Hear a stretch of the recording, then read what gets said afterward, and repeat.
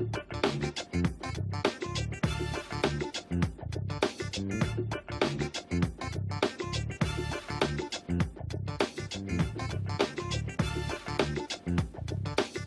Black Star Network is here. Hold no punches. I'm real revolutionary right now. Support this man, Black media. He makes sure that our stories are told. Thank you for being the voice of Black America, Roland. Stay black. I love y'all. All momentum we have now, we have to keep this going. The video looks phenomenal. See, this difference between Black Star Network and Black-owned media and something like CNN. You can't be Black-owned media and be scared. It's time to be smart. Bring your eyeballs home. You dig?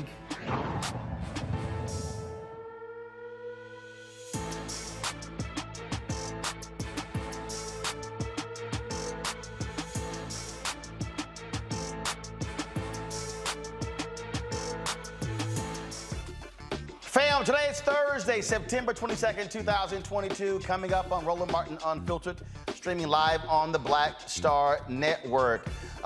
One of the Mississippi officials who was involved in the fraud, they're dealing with welfare money, some $77 million, pled guilty today in federal court. But why is the media still raking Brett Favre over the coals for taking $5 million of that money as well? We'll talk about that. Also, on today's show, Chris Jones is running for governor of Arkansas against Sarah Huckabee Sanders. We'll chat with him on the show as well to see how it is going on the campaign trail there. The New York Times published an article saying Russian trolls specifically targeted leaders of the Women's March, specifically Linda Sarsour. Folks, we'll talk with Tamika, Mallory, and Linda Sarsour. And folks, reveal for you really the first time the hell that they have endured over the last 3 to 4 years as a result of the attacks on their character by these Russian trolls. It's a conversation, trust me, you do not want to miss. For the first time in 40 years, a Philadelphia police officer goes on trial for murder and he is convicted. We'll tell you about the cop who killed an unarmed black man. Also, a former North Carolina deputy police chief was tired of seeing deadly interaction between citizens and law enforcement. So when she retired, she created an organization designed to give people the tools to survive when they get stopped by the cops. That's right. Don't want to miss that conversation. Plus, Howard University's College of Medicine makes history with its new dean. First time a woman has gotten that. And I was in LA last night for the Los Angeles premiere of the Apple documentary on Sidney Poitier. You'll hear from the executive producer and director, Reggie Hutland, and also Oprah Winfrey and the daughters of Sidney Poitier as well. It is time to bring the funk on Roland Martin Unfiltered. Let's go. He's got it. Whatever the miss, he's on it. Whatever it is, he's got the scoop, the fact, the find. And when it breaks, he's right on time and it's rolling. Best believe he's knowing. Putting it down from sports to news to politics. With entertainment just for kicks, he's rolling. It's on Go Roll Roll, y'all. It's Roland Martin, yeah. Rolling with Roland now. He's funky, he's fresh, he's real, the best, you know he's Roland Martin now.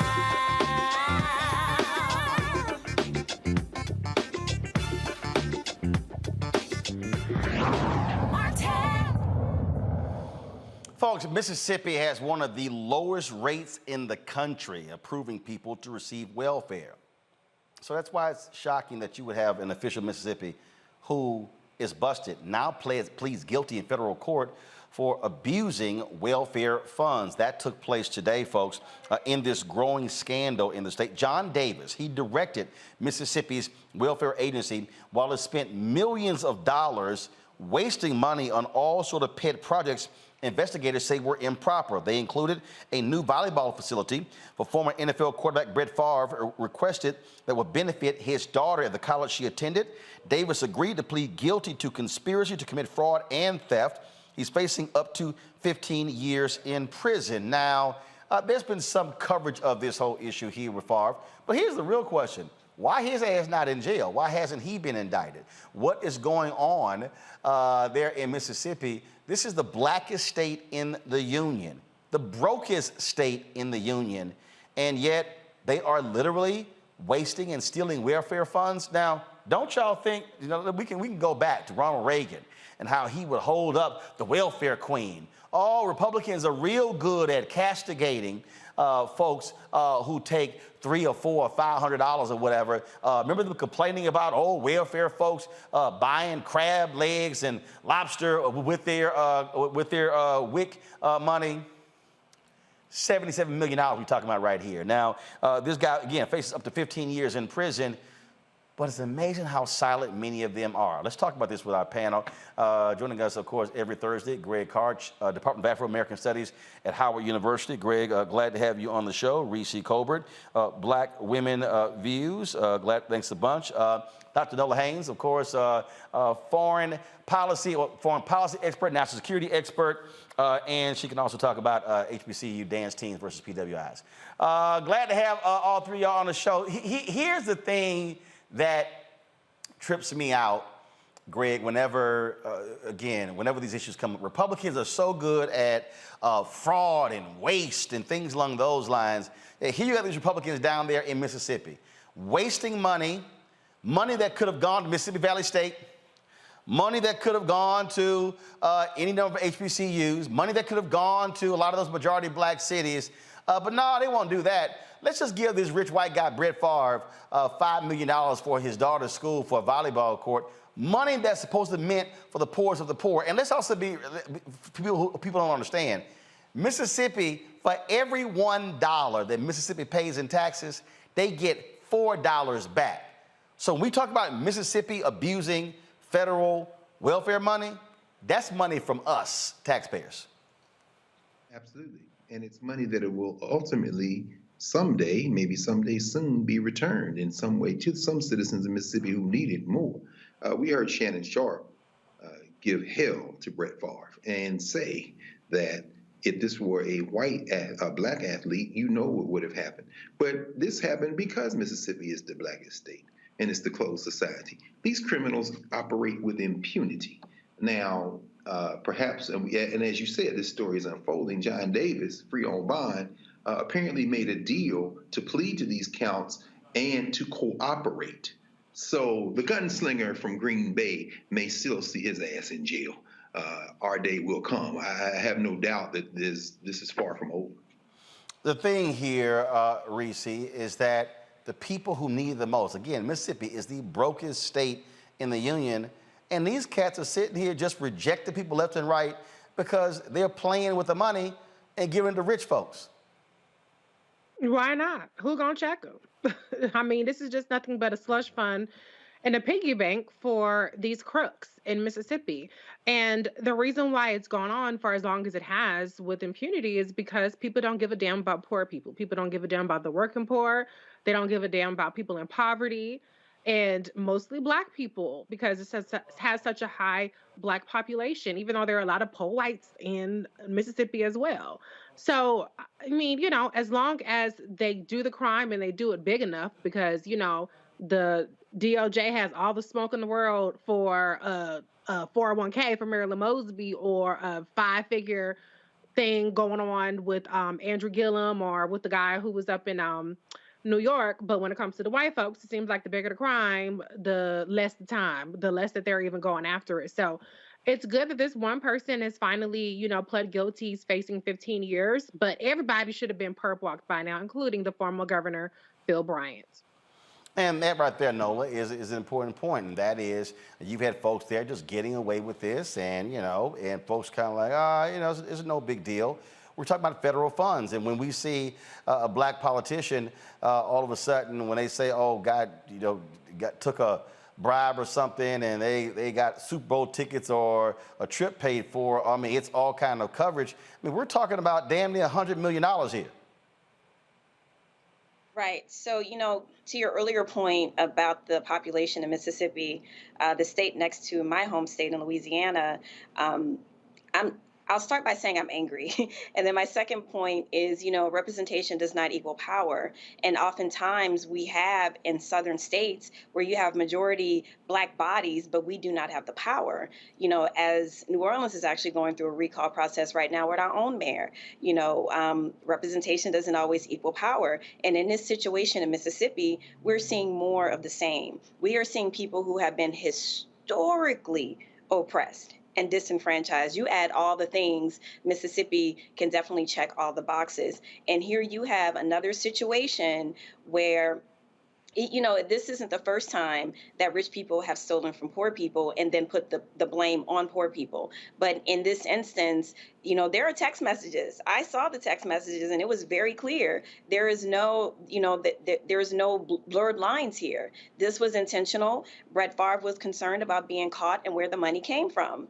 So just that fact alone tells me, that something will be done. And oftentimes, yes, justice does take a long time, especially when you do not have melanin in your skin. And especially when you're talking about a football institution and icon like Brett Favre, because taking him down, it's not just the fact that he's a rich white man. He's Brett Favre. He's the institution of football, American football as we know it. So a lot of spirits and souls are crushed. Oh, well, I'm sorry. That's how it goes. And this is how it's been going on in America. And frankly, I'm just happy that there are receipts because, this isn't the first time and it probably will not be the last time. And, like I said, representation does not equal power. But in this instance, there are receipts. Indeed. And so, we'll see where this goes next. But the bottom line, folks, is just understand when you see a story involving a Black mayor or someone along those lines, again, juxtapose that coverage compared to the silence from a whole bunch of folks when it comes to this case right here. Going to a break. We come back, folks. We're going to talk about that Tish James, again, jamming up Donald Trump. Lord, this fool went on Sean Hannity last night and just lied his behind off. Walls are closing in on him. But also, Alvin Bragg, the Manhattan DA, he was forced to come out and say that the criminal investigation into Donald Trump continues. Really? Interesting. Can't wait to hear my panel has to say about that. Folks, you're watching Roland Martin Unfiltered on the Black Star Network. Download our Black Star Network app, available on all platforms: Apple phone, Android phone, Apple TV, Android TV, Roku, Amazon Fire TV, Xbox One, Samsung Smart TV. And of course, we want you to join our Bring the Funk fan club. We need 2,000 of our fans giving $50 this month. What we're asking for is 20,000 fans for the year giving at least $50. That's $4.19 a month, 13 cents a day for this show. 2-hour show for Roger Muhammad's 2-hour show, plus weekly shows from Deborah Owens, Jackie Hood Martin, Greg Carr, Stephanie Humphrey, plus Rolling with Roland, and plus all the live streams that we're doing. Folks, we don't charge for this. And guess what? There's no other Black platform doing what we're doing, this level of content on a daily basis. And definitely no one Black owned. And if we're talking about that, go check. Byron Allen ain't doing it. Essence not doing it. Black Enterprise not doing it. Glavely not doing it. Ebony's not doing it. None of these folks are. We are putting the work in, providing quality content, so we need your support to continue to do what we do. We have to get raise $100,000 a month between now and the end of the year to cover our costs, and so that's what we hope you can assist us with. Check our money orders. Go to P.O. Box 57196, Washington, D.C., 20037-0196. Cash App is $RM Unfiltered. PayPal is R Martin Unfiltered. Venmo is RM Unfiltered. Zelle is Roland at RolandSMartin.com. Roland at RolandMartinUnfiltered.com. Everybody who gives during the show will get a shout out during the show. So start contributing now. If you're watching on YouTube and Facebook, hit the like button, share button as well. Same thing for Instagram, Twitch, and we love to see your comments on the Black Star Network app as well. I'll be right back.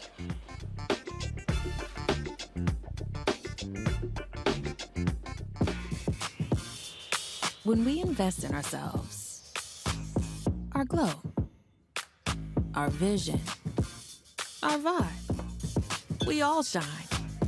Together, we are Black beyond measure. Don't you think it's time to get wealthy? I'm Deborah Owens, America's Wealth Coach, and my new show on the Black Star Network focuses on the things your financial advisor or bank isn't telling you.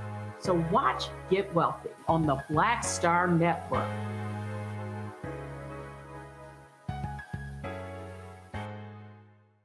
When we invest in ourselves, we all shine. Together, we are Black beyond measure. Pull up a chair, take your seat. The Black Tape with me, Dr. Greg Carr, here on the Black Star Network. Every week, we'll take a deeper dive into the world we're living in. Join the conversation only on the Black Star Network. Hey, what's up, everybody? It's Godfrey, the funniest dude on the planet. Hi, I'm Israel Houghton. Apparently, the other message I did was not fun enough. So this is fun. You are watching Roland Martin, my man, Unfiltered.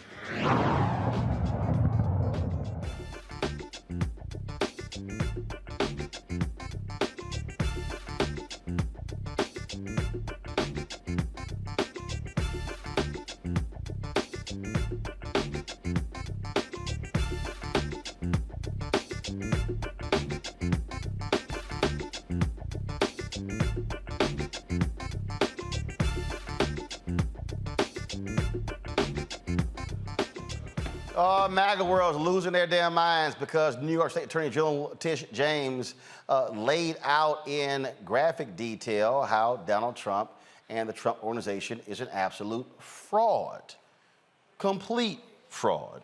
That took place on yesterday. As a result, she talked about forwarding information, making a criminal referral to the Department of Justice, but the Manhattan DA, Alvin Bragg, who previously had scuttled an investigation into Trump, says that the criminal investigation into him continues. Well, that is certainly good news to hear. The question is, are we going to see this take place? Last night on, if y'all really want to watch stupid TV, all you got to do is look at anything Sean Hannity does, which was an absolute joke. So he sat down with Donald Trump last night, and this fool, I keep telling y'all, Donald Trump will lie about a lie. I mean, that's how you know you're trash, when you will lie about a lie. And if you want to see how dumb this fool is, y'all, you might want to check this one out, because this. So when it came to what's first documents down in Mar-a-Lago, this fool literally said, and this is one of the dumbest things, trust me, I think you've ever heard in your life, when he says that a president, you know what? It won't even do justice me trying to paraphrase. Listen to this fool yourself. You know, there's different people say different things, but as I understand, there doesn't have to be. If you're the president of the United States, you can declassify just by saying it's declassified, even by thinking about it, because you're sending it to Mar-a-Lago or to wherever you're sending it. And there doesn't have to be a process. There can be a process, but there doesn't have to be. You're the president. All right, y'all. This fool literally said, if you think it, declassify it. Nola, if you're prosecutors, you probably were laughing last night at what he had to say, because anybody with a scintilla of a brain knows that there is a process to declassify. You literally have to notify the intelligence agencies of this, because there are ramifications of classified material. But Mr. I'm the smartest one in the world, I have this amazing brain, if you think it, you can do it. And they think this fool is they think he is bright. Go ahead. As I am a huge believer in manifestation, I don't think that you can necessarily manifest declassification, especially when we're talking about top secret, secret compartments and information, and all the different, kind of smaller categories that some of this information falls in. And for me, what's always been one of the most worrying things is about the information about our intelligence community and defense secrets. In as much as, yes, it feels good to get a chuckle and a laugh out, at the end of the day, think about this type of person who had access to this information and what happened to this information. When I watched this clip last night, I think you had posted it, Roland, and I was cracking up. But then I stopped laughing at that comment about you send them to Mar-a-Lago, kind of shuffle, or wherever you're going to send them. What does that mean? or is there more information elsewhere?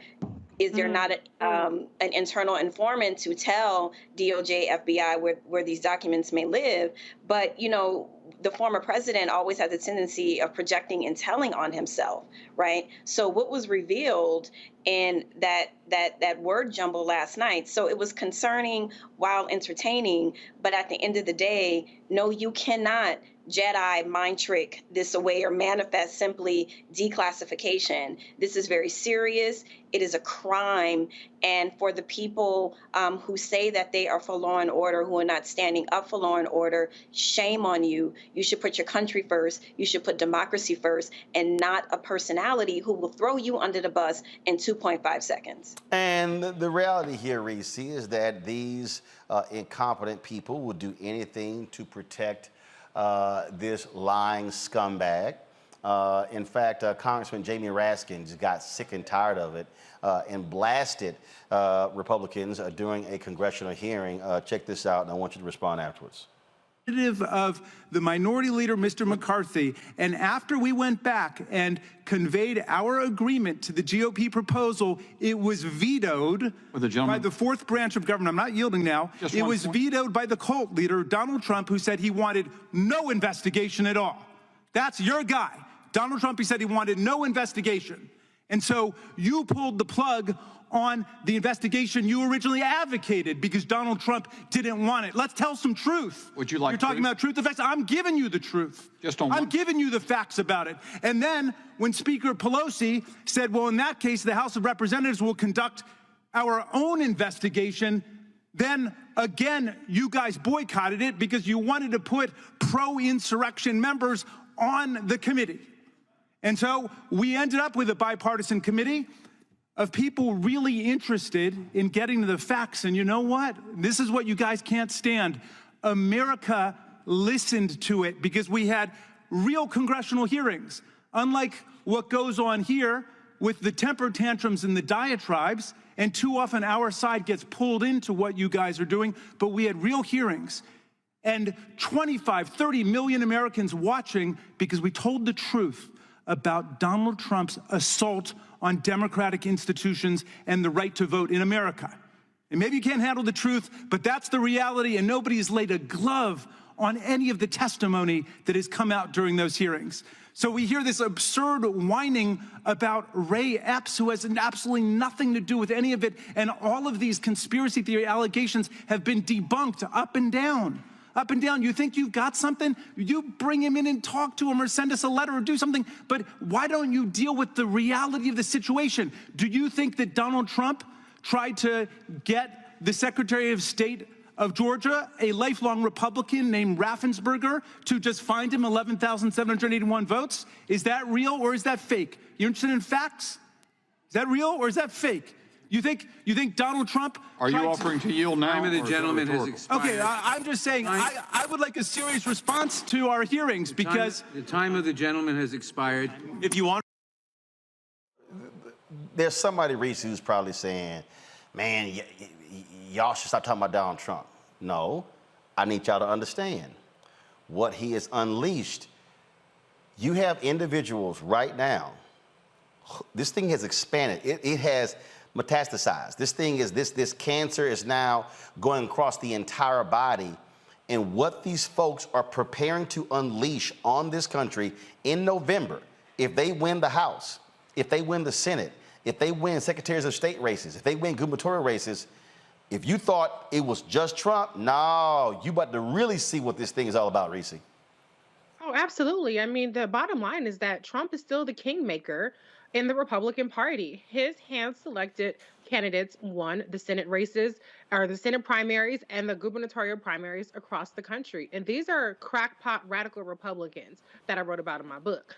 So there is a lot at stake. And you have a situation like Doug Mastriano in Pennsylvania, who gets to select his own Secretary of State, which he said may or may not abide by the election results. And so what we're facing in 2022 is Donald Trump's last stand before his election campaign. If his candidates go down, then Donald Trump does not stand a chance in 2024. But if his candidates capture the Senate seats, they capture the gubernatorial races and Secretary of State races, then we are not going to have a free and fair election in 2024, point blank, period, because there will be people in here that will not abide by the process like they did in 2020, that will not adhere to the will of the people, in addition to what they're doing to suppress the vote and gerrymander the vote and all that good shit. These people want to flat out throw out election results and install their own electors, install their own results, period. That's not hypothetical. This is what they're running on. This is why Donald Trump is so hands-on with these races. All of his candidates almost all of them have won their primaries. So he's coming forward, and yes, what's happening in terms of this declassification or classification is important. What's happening with Tish James is important, but what's happening across this country with this midterms is critically important, because this is going to decide what happens in 2024. This is our last chance to have some semblance of a free and fair election in 2024. And if the Democrats win, then we get the voting rights, we get the George Floyd rights and all that good stuff. But what we cannot underestimate is how bad these Republicans will work to hold on or flat out steal the power next time. That particular point there, I mean, Greg, look, this is my book, White Fear.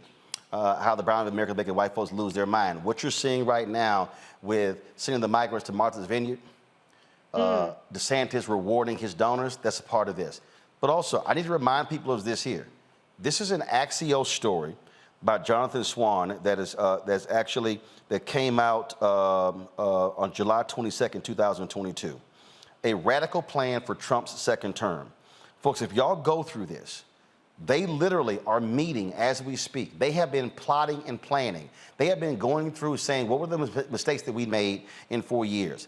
They have plans to fire thousands of government bureaucrats in numerous departments.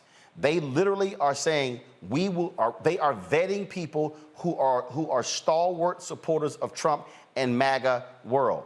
And just understand what's going on. And see the reason, my problem when I saw this poll today where they say some independents don't like MAGA Republicans because they feel as if, it's like, well, there are other people who are decent Republicans who are not crazy. No, here's the deal. If you are a Republican and you riding with them, but trying to say, oh, no, I'm not one of them, yes, you are, because you're supporting them.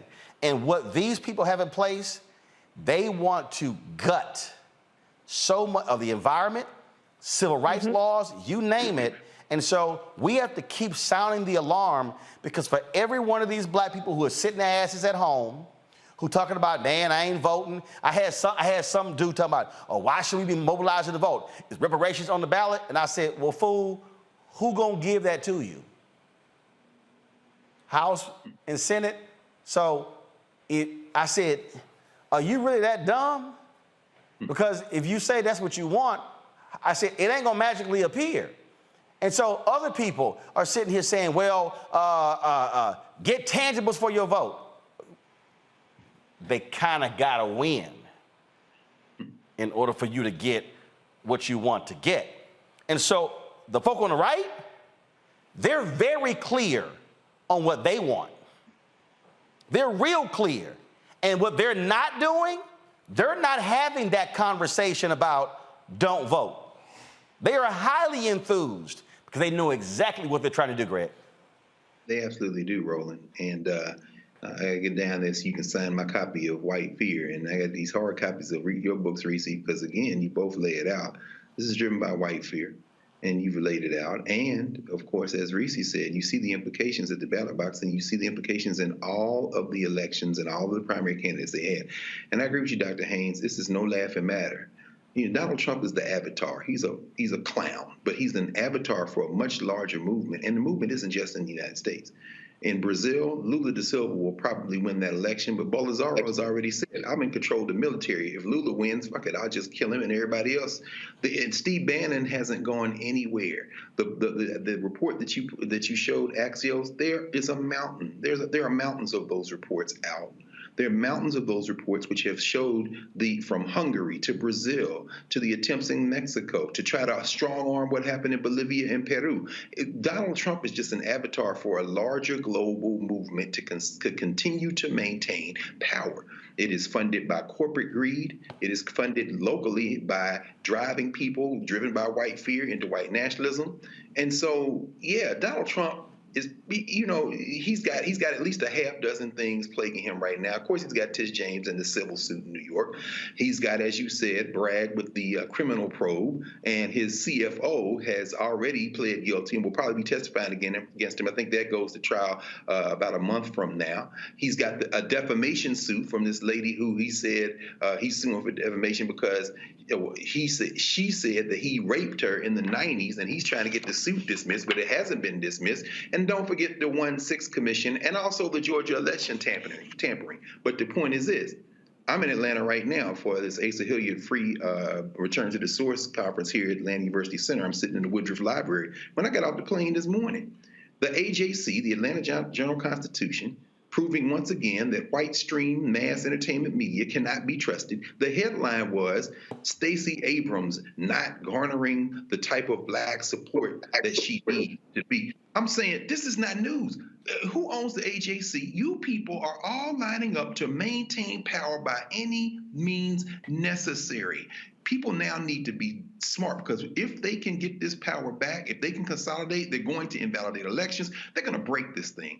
I don't necessarily think that's the worst thing that can happen, because I think ultimately there's something on the other side of that. But let's be very clear. Yeah, there it is right there. I'm reading this like, are you serious right now? But we're in an information war. Reese talks about this all the time. Right, absolutely, and we're going to talk about that a little later in the show, because again, I need people to understand when they see these stories what's really going on here. So hold tight 1 second. We come back, we're going to talk to the brother Chris Jones, who is running for governor of Arkansas against Trump acolyte Sarah Huckabee Sanders. We'll talk with him next, and we'll talk about all these stories about what's happening with black voters. Okay. Black people, we're about to actually explain to you what's actually going on, as opposed to what these other folks are trying to extrapolate who know nothing about black people. Well, you're watching Roland Martin Unfiltered, the Black Star Network. Please download the Black Star Network app, Apple phone, Android phone, Apple TV, Android TV, Roku, Amazon Fire TV, Xbox One, Samsung Smart TV, and of course, join Bring the Funk Fan Club. See and check in money orders to P.O. Box 57196, Washington, D.C., 20037-0196. Cash App, $ RM Unfiltered. PayPal is R Martin Unfiltered. Venmo is RM Unfiltered. Zelle, Roland at RolandSMartin.com. Roland at RolandMartinUnfiltered.com. And get your copy of White Fear, How the Browning of America is Making White Folks Lose Their Minds. Available at all bookstores, Amazon, Barnes & Noble, IndieBound Bookshop, Chapters, Books A Million, Target. Also order from your favorite black bookstore. You can also download the copy on Audible. More details, go to RolandSMartin.com/White Fear. We'll be right back. When we invest in ourselves, we're investing in what's next for all of us. Growing, creating, making moves that move us all forward. Together, we are Black beyond measure. Next on A Balanced Life with me, Dr. Jackie, the great resignation is upon us. Yes, it's real. People, young and old, are evaluating their lives and making some determinations whether to stay or to go. But before you take the leap, you need to examine your motives and make a plan. It's not so much about doing this thing or starting this business or, leaving where you are to do something different. It's about getting in touch with you. How to make change while also keeping balance. Here on the next A Balanced Life with me, Dr. Jackie, on Black Star Network.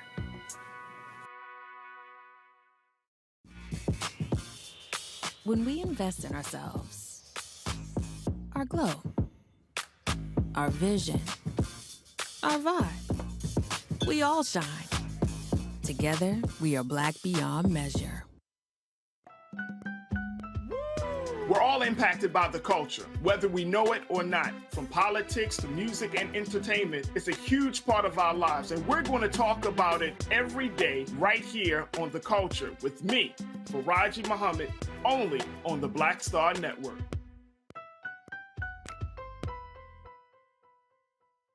Hello, I'm Bishop T.D. Jakes. How y'all doing? It's your favorite funny girl, Amanda Seals. Hi, I'm Anthony Brown from Anthony Brown and Group Therapy. What up, Lana Well, and you are watching Roland Martin Unfiltered.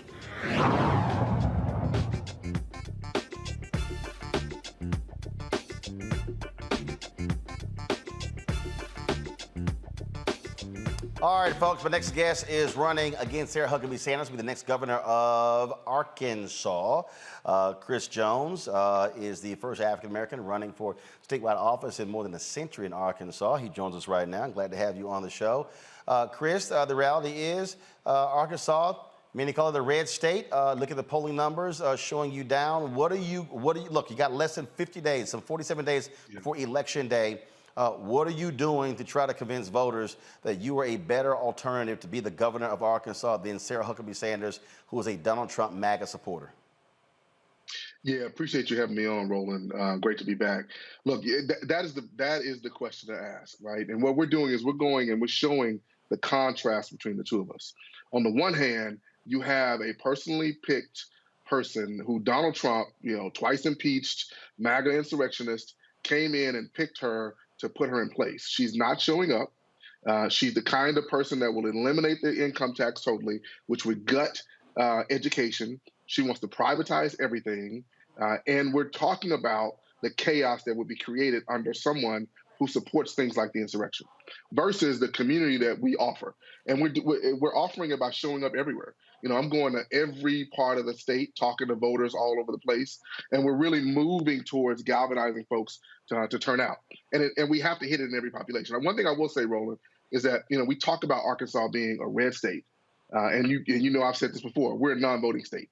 There were 1 million Arkansans who could have voted last cycle but didn't. And this gets at the heart of what you mentioned in the last segment. Like, folks have to show up now because we're at a critical moment. And if we don't make the right choice now, then democracy is beyond being at risk. And I'm not sure we can roll it back. How do you reach them, though? Because I'm constantly talking about that, the people who literally are sitting at home and not coming out, but then they're the same people who complain about what is not happening, how their lives are not improving. How are you reaching them? We're showing up everywhere. We're going to barbershops. We're going to churches. We're going to fish fries. What I'm doing is I did a mile. I'm doing something called Walk a Mile in Your Shoes, where I'm walking a mile in every county across the state. And in our last few walks, we had well over 100 people. Now, is that everyone? No. But do they become ambassadors to get to those other parts? Absolutely.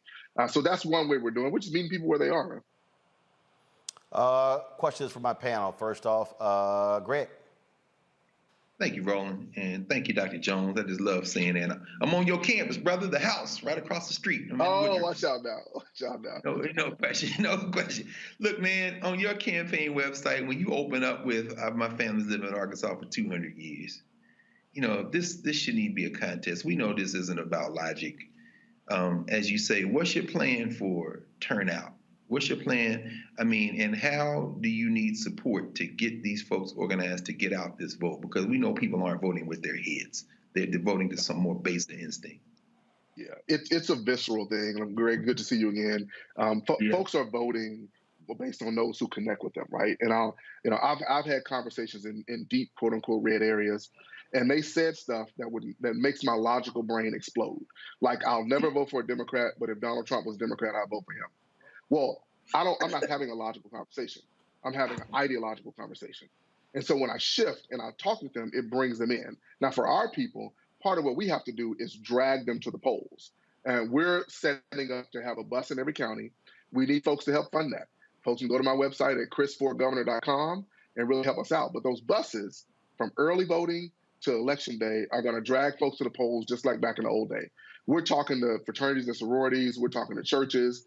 And really going back to the thing that we used to do to drive people to the polls. Because at the end of the day, it's about not taking this thing for granted and making sure folks show up. Thank you. Nola.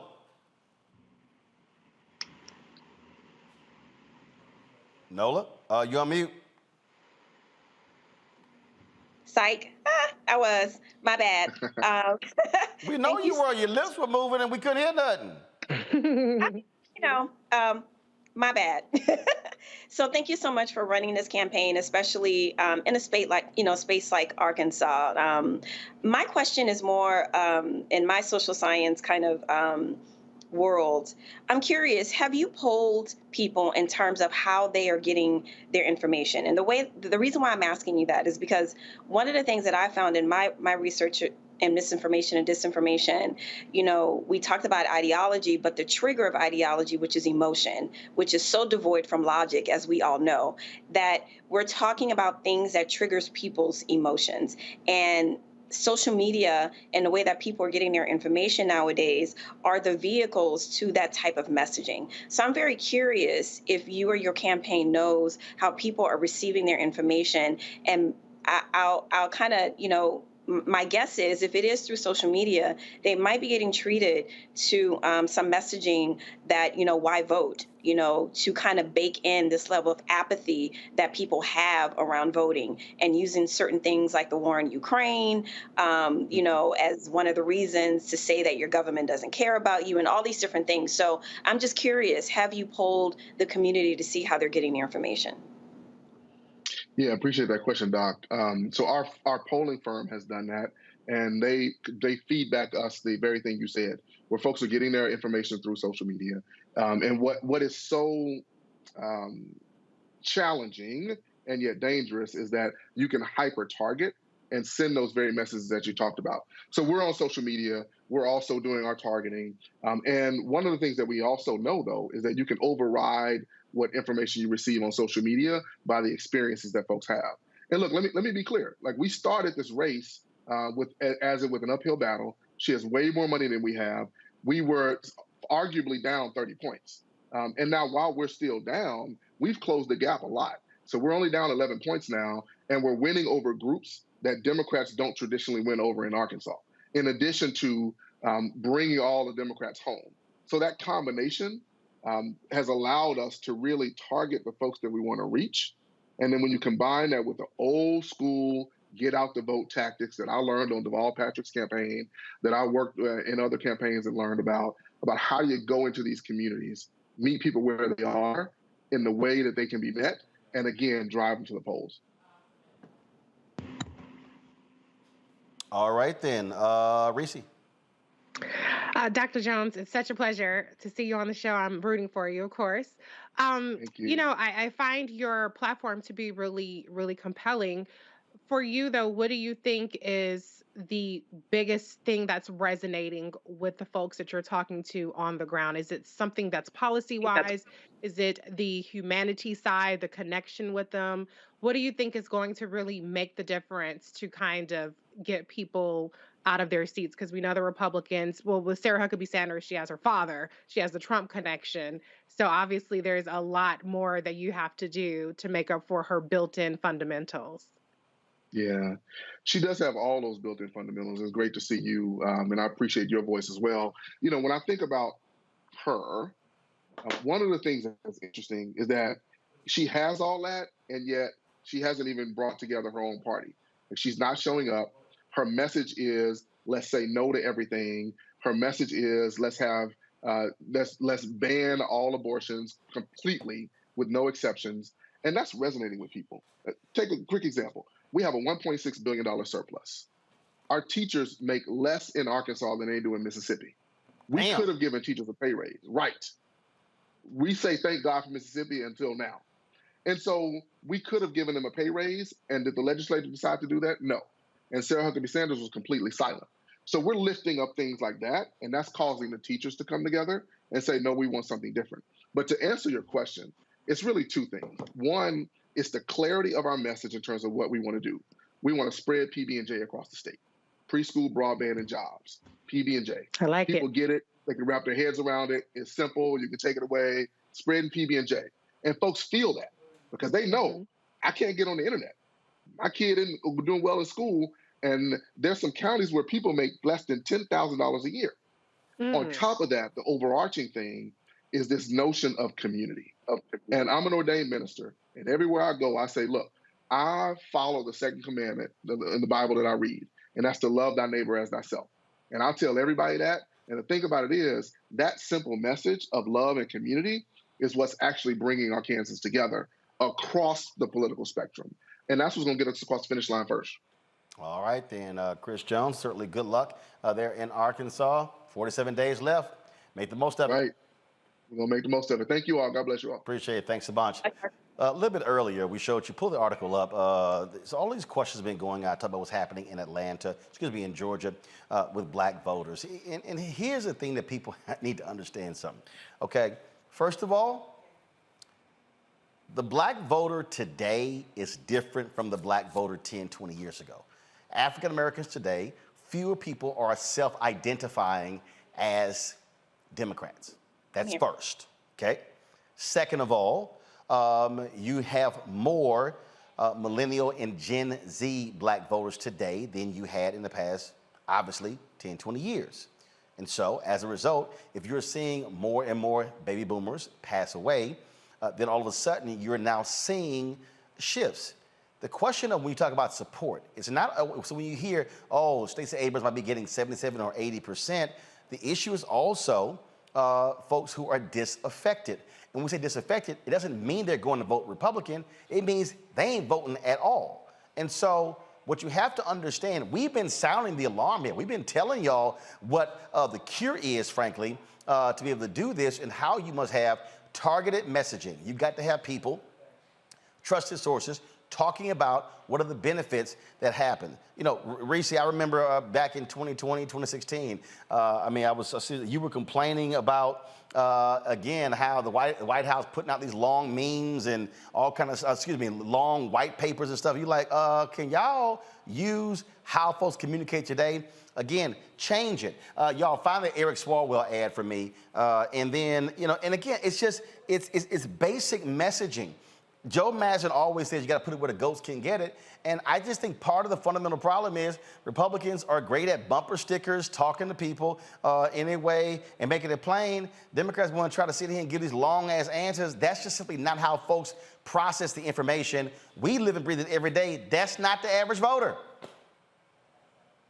Yeah, and I mean, look at what Dr. Jones just did there. PB&J. Thank you, Jesus. Somebody who gets it. That you need something that's catchy. 3 things. That was 3 things in there, and that's what Stacey needs. I will say, I'm thoroughly impressed with the broadness and the depth of her proposals. I obviously went in depth in that when I was writing my book, but I will say she didn't give me a PB&J from it. Okay, and so it's great to have thorough, well thought out, comprehensive plans. It's great to have innovative plans like she does, but she doesn't have a bumper sticker. And so that's what I want for her, is to come up with a bumper sticker message. And in Georgia in particular, Brian Kemp is blocking the Medicaid expansion. That's something that disproportionately impacts the Black community. He's also signed a restrictive abortion ban. So there's a lot of things that they have very clear differences on that I think can be winning messages,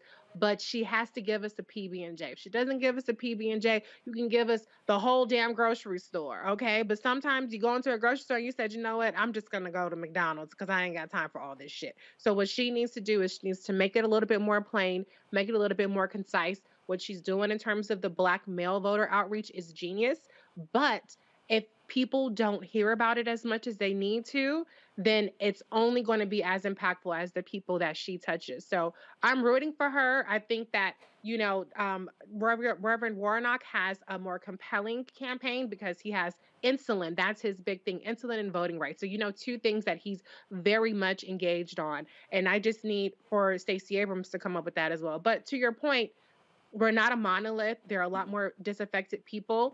And then the last thing is disinformation and misinformation is a huge thing. It is. And when you have like a killer Mike, not to dump on him, but when you have a killer Mike that poses with Brian Kemp and says, I've looked into this man's heart and he has a good heart, not recognizing all of the policy damage Brian Kemp has done, those are the kinds of things that people look at as opposed to the receipts. But it's also, again, for me, it goes back to how you conveying a message. It's a perfect example. The ad we're about to show you was not done by DNC. It wasn't done by the Progressive PACs. It was literally done by Congressman Eric Swalwell. And to me, when I saw it, I was like, damn, That's how you do an ad. Watch this. You know what's on the ballot. It's not just legislation and policies we believe in. It's democracy. Our democracy. There's a choice on the ballot between freedom and fear, between cruelty and compassion, between chaos and community, between voting or violence. And the end of rights generations have fought for. The extremists have a plan, a roadmap for a nation where your voice is silenced and your vote is a memory, where they count their votes and cast ours aside. That's why this year, this fight, this vote is so important. Register, engage, volunteer, fight back against the disinformation and despair, and most of all, vote, because your vote is all that stands between our future and theirs.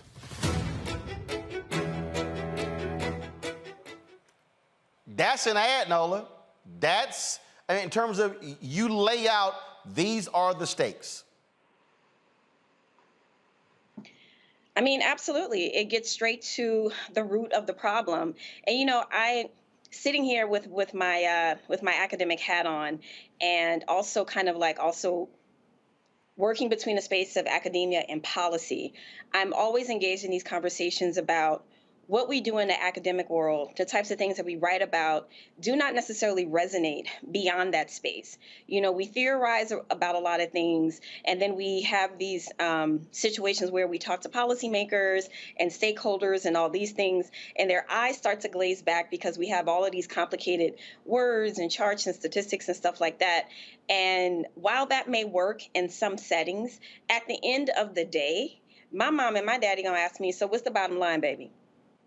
And that's what I always have in mind when we're talking about these sorts of issues. Again, because we're talking about the trigger, emotion is the trigger, right? Before we get to ideology, we have to connect with something emotionally for it to resonate and for us to really go hard for it, you know, like the Trumpers. The Trumpers go hard for Trump. That is beyond ideology. He has tapped in to some level of emotionality that the Dems perhaps are still struggling with. I think getting a little bit better, and who's ever running that White House Twitter, yes, yes, and yes. I know some people are not here for it. She recently got hired from one of the Twitter feed in New Jersey. And again, it's like, hello, y'all like 2 years late. Let me tell you something, and you know, the black voting base is huge for the Dems, and this is how we communicate. We snap back. Like if you can snap back on somebody that's coming for you, you done won the day. And that is the approach of the Twitter White House account. But it's also, you have to explain to people what you have done. Greg Carr, before I go to you, this is a Lincoln Project ad, and I keep saying, look, if you don't know how to run ads, go hire folk who do. You see this is what we've done, what they haven't done. Watch. Remember this guy's contract with America? How'd that go? In a few days, the MAGAs will try to sell you another contract for America. Everything they're promising is already happening with President Biden. An economy that works for all Americans? Check. Record job growth. Good-paying jobs growing our economy. That's Biden, not MAGA. Peace through strength. Ask Ukraine who stands with them and who stands with Russia. Energy independence? Yeah, Biden's got that. Safe and secure communities? Check. Millions to improve policing, protecting our communities and civil rights. Fight to end government corruption and drain the swamp? Who are they kidding? For 7 years, they left us holding the bag and paying the bill for their reckless spending and bad ideas. Their new contract with America? Promises they'll never keep. But Joe Biden and the Democrats deliver. All right, Greg, so for me, if you want to create an ad where you're targeting African Americans, what you do is, in that 60-second space, you say, we did this, check. We did this, check. Child poverty, check. Black unemployment rate, check. $12 billion or whatever the amount of money going to black and other businesses, check. You have to explain that. What you don't do is give the broader broader things that you've done, and then hope folk figure out in that, well, how is it impacting me? It is called micro-targeting to audiences, so you are being very specific. So when somebody sees it, go, oh, I didn't know that. Oh, I didn't know that. Oh, I didn't know that. Now I know.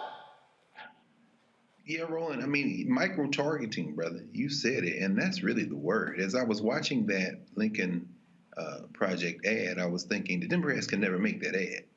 That ad is a white nationalist ad. It's patriarchal. It's phallocentric. You saw the Washington Monument sticking up like an erect penis about 15 seconds from the end. They're calling the Republican Party weak, old, corny. They start with Newt Gingrich. Remember this guy? In other words, it's very masculine. It's white masculine. They're trying to peel away people who don't want to be clowned. See, the white nationalists, those people don't want democracy. They want nostalgia. They want a scapegoat. They want delusion. They want to escape accountability. The Lincoln Project is playing on a field that is very much Republican. Now, in contrast, the Democrats are also holding back. This is why the micro-targeting is so important. As you say, you've got to target different constituencies, but the lowest common denominator that unites them all is people are not studying. Again, the article show from Axios, people have been writing it. So for some people, it's going to be, I didn't know that, and they'll move. For other people, it's going to be PB and J. When I see Chris Jones, I'm thinking, you from Houston, you know Mike Jones, the rapper from 15 years ago. Mike Jones, who? Mike Jones, what? Mike Jones, Chris Jones, when is Chris Jones coming? Get them guys, they don't know no policy, they just got, I remember standing in North Philly the day before the election in 2008, and there must have been 1,000 young people out there, half of them not old enough to vote. They had remixed Lil Wayne's A Milli, and instead of a milli, we already know, it was like Obama. These Negroes took signs and littered North Philadelphia with signs. It ain't about micro-targeting. You got to know your audience. So if they can hear that, Roland, they might have a chance. But some people ain't interested in policy. They just want something that's entertaining. But if you do not advertise on black-owned media, if you're not sending your surrogates to black-owned media, if you're not talking to them, if you don't have a database of what are the black-owned digital shows, what are the podcasts, what are the non-traditional outlets, then you're going to keep playing. Here's the deal. There's really only one national black media company. It's Urban One. That's it. And so you can't, and what they're doing, though, they're throwing money to BET. They're throwing money on the digital side to Complex. Yep, Complex. That's what they're doing, and guess what? They're not reaching people, but you know what, though? It's 47 days. I can guarantee you my phone's going to ring in October. Now, mind you, we presented our plan in March. We kept saying, y'all have better been, again, laying seeds early so they sprout later. You try to come in October, your window is very small. You can't grow something in 30 days that you could have grown in 6 months, but folk want to be hard-headed, and then they're going to see the end result of that being hard-headed. So we'll see. But folks, that's why you must watch this show, because when you're seeing these stories, they're not truly walking you through what's happening behind that. They're just sort of covering on a surface level. And again, look, most of these folks ain't deeper than mustard on a hot dog. That's just how simple they are. And so you got to understand what's going on here. And in fact, next story we talk about after this break is a perfect example how Russian trolls amplified and targeted the leaders of the Women's March, how mainstream media, white journalists fell right into it. Oh, but let me be real clear. It's a whole bunch of black folks also who went along with the bullshit when they were attacking Tamika, Mallory, Linda Sarsour, Carver Perez, Bob Bland. And when the last time you heard from the Women's March? Yeah. Understand what the game plan was. We'll talk to Tamika and Linda next on Roland Martin Unfiltered on the Black Star Network.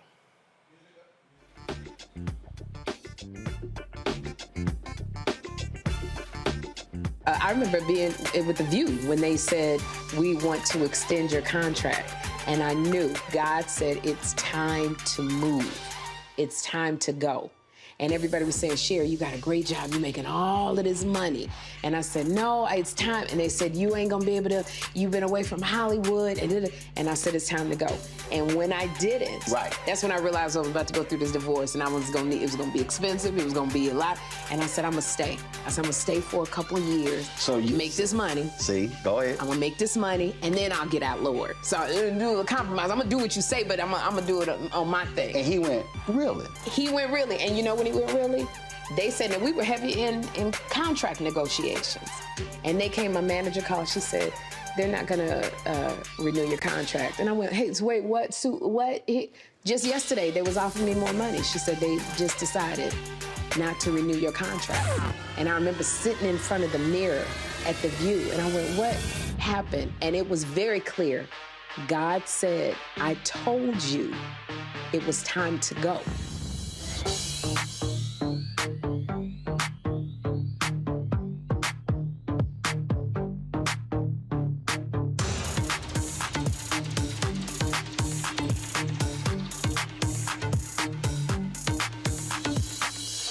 When we invest in ourselves, we all shine. Together, we are Black beyond measure. Pull up a chair, take your seat. The Black Tape with me, Dr. Greg Carr, here on the Black Star Network. Every week, we'll take a deeper dive into the world we're living in. Join the conversation only on the Black Star Network. When we invest in ourselves, we're investing in what's next for all of us. Growing, creating, making moves that move us all forward. Together, we are Black beyond measure. Hey everybody, it's your girl Lunel. So what's up? This is your boy Earthquake. Hi, I'm Chaley Rose, and you're watching Roland Martin Unfiltered.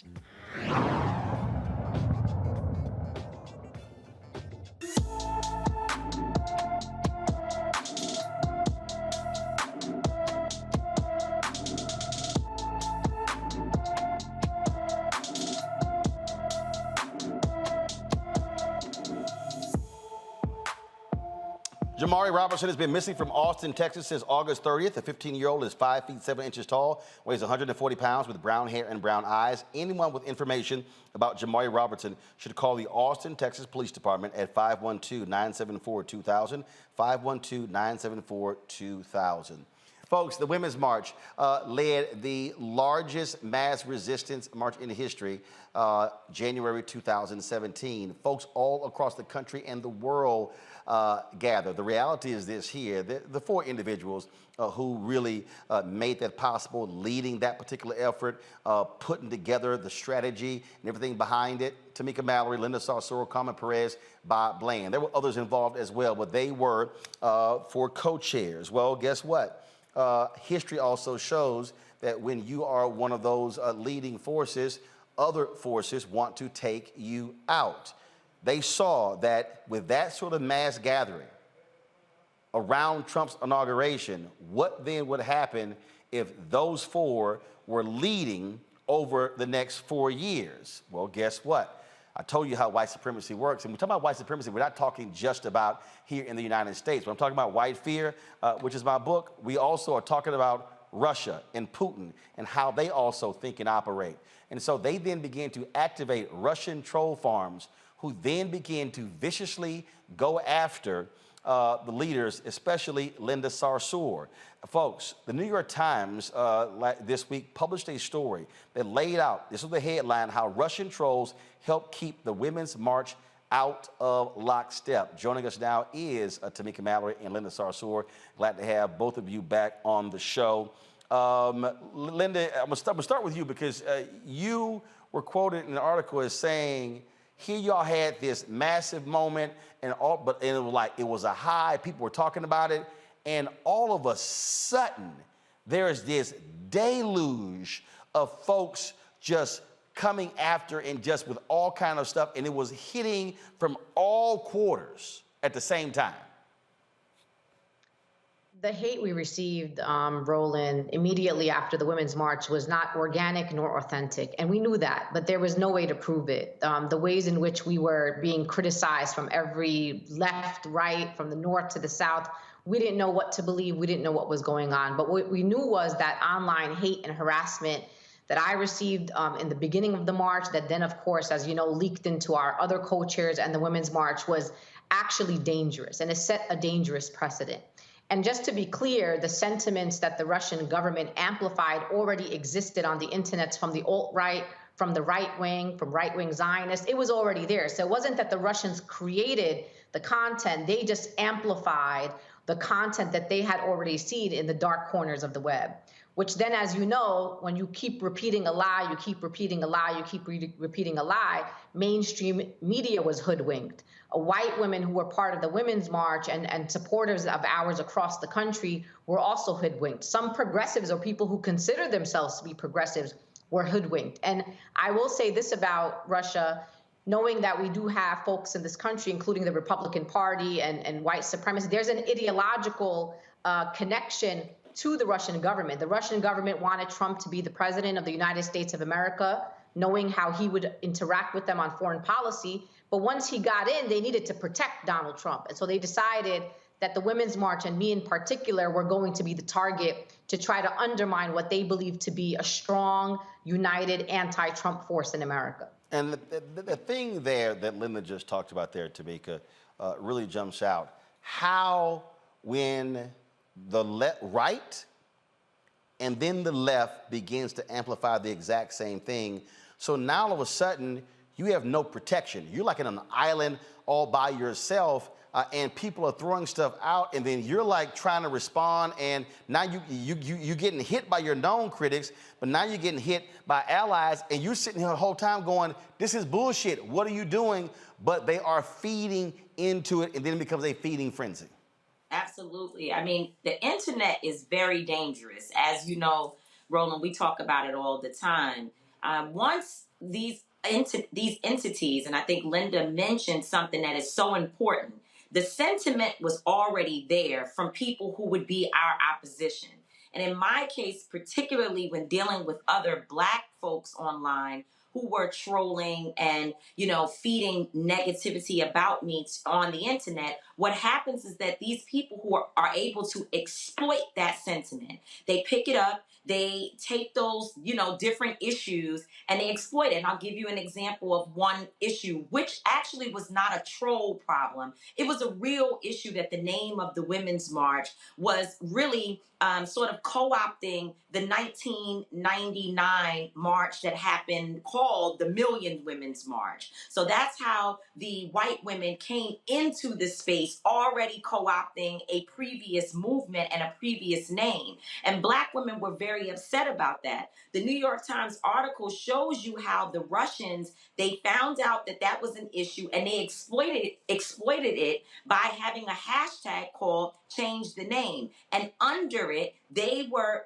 positioning themselves imposters as Black women, as LGBTQIA women and men, and other individuals who were spewing much hate against us as the leaders and also the Women's March movement in general. And so I think it's really important as we figure out, what do we do going forward, that we all understand anything you put in the universe, even if it's just a general critique, it can be exploited. So we have to ourselves on whether or not whatever we're saying is necessary and how it can harm a movement. It's interesting because just the other day, they were on Charlemagne's show on Comedy Central, they were talking about DeSantis, and he called the move by DeSantis genius. He said, well, Democrats don't want the people in their states either. The moment that went public, the right latches onto it. Charlemagne the God calls DeSantis move genius. And so it's understanding how information works. I remember when y'all terms were up. And for folks who did not know, y'all were term limited as co-chairs, correct? We were term limited as board members. Right. And we could have, first of all, we were founders of the organization. Right. So we could have stayed forever if we were able, of course, if the other board members would have continued to vote for us to stay. But at the end of our term, we decided it was time for us to go. And I have to say this, and I hope Linda will, I'm sure she'll jump in. The New York Times, I appreciate that they did this research and put this in the universe and, published this story. But they also were perpetrators of those who attacked the Women's March and allowed people to be presented with platforms to tell lies about us. And so there were a lot of folks around who are now calling us to say either they're apologetic or they didn't really know. And we were trying to tell them all along that you all are being duped. You all have said they were being duped. I'm a little, I ain't in the dupe space. It was very intentional and coordinated. That's how I feel. But here's where I was going with that, because I knew your terms were up. Right. I knew, and so I'll never forget, the Washington Post did a story basically saying y'all were run out. Right. That's right. And what then happened was, and I'll never forget, News1.com and Blavity picked up their story, rewrote it, and followed it. I saw it, and I've been critical of Black Enterprise, The Root. I've always been critical when Black media does this. So what they did, they then aggregated, rewrote it, basically put their name on it. And I said, what are y'all doing? I said, you're just rewriting a Washington Post story. I said, how can you be Black media and you don't have Tamika's phone number? You pick the goddamn phone up and call and say, hey, what's going on here? I hit Morgan DeBond at Blavity. I hit Bruce at News One, said, take this bullshit down. That's simply not true. If y'all just call somebody, and they're like, oh my God, so they took it down. But it's a perfect example of when they will take a story that's in mainstream media and again, put it in Black media, and then Black folks go, oh, well, I saw it in Blavity, I saw it in News One Now, I saw it on The Root, I saw it on Black Enterprise, so it gotta be true. And I'm like, no. That's the one thing we cannot do is amplify their stuff, because now you're giving a stamp of approval. And Linda, that happened repeatedly where stuff will get written and you're sitting here going, this is a flat out lie. Flat out lie.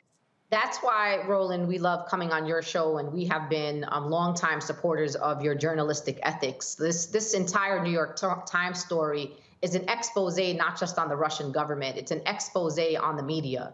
The bottom line here is that as a journalist, your job is not to write what the internet is saying. Your job is to write what you investigate and what you have facts to back up. And that was the issue that we had. We had media outlets regurgitating what they saw on the internet.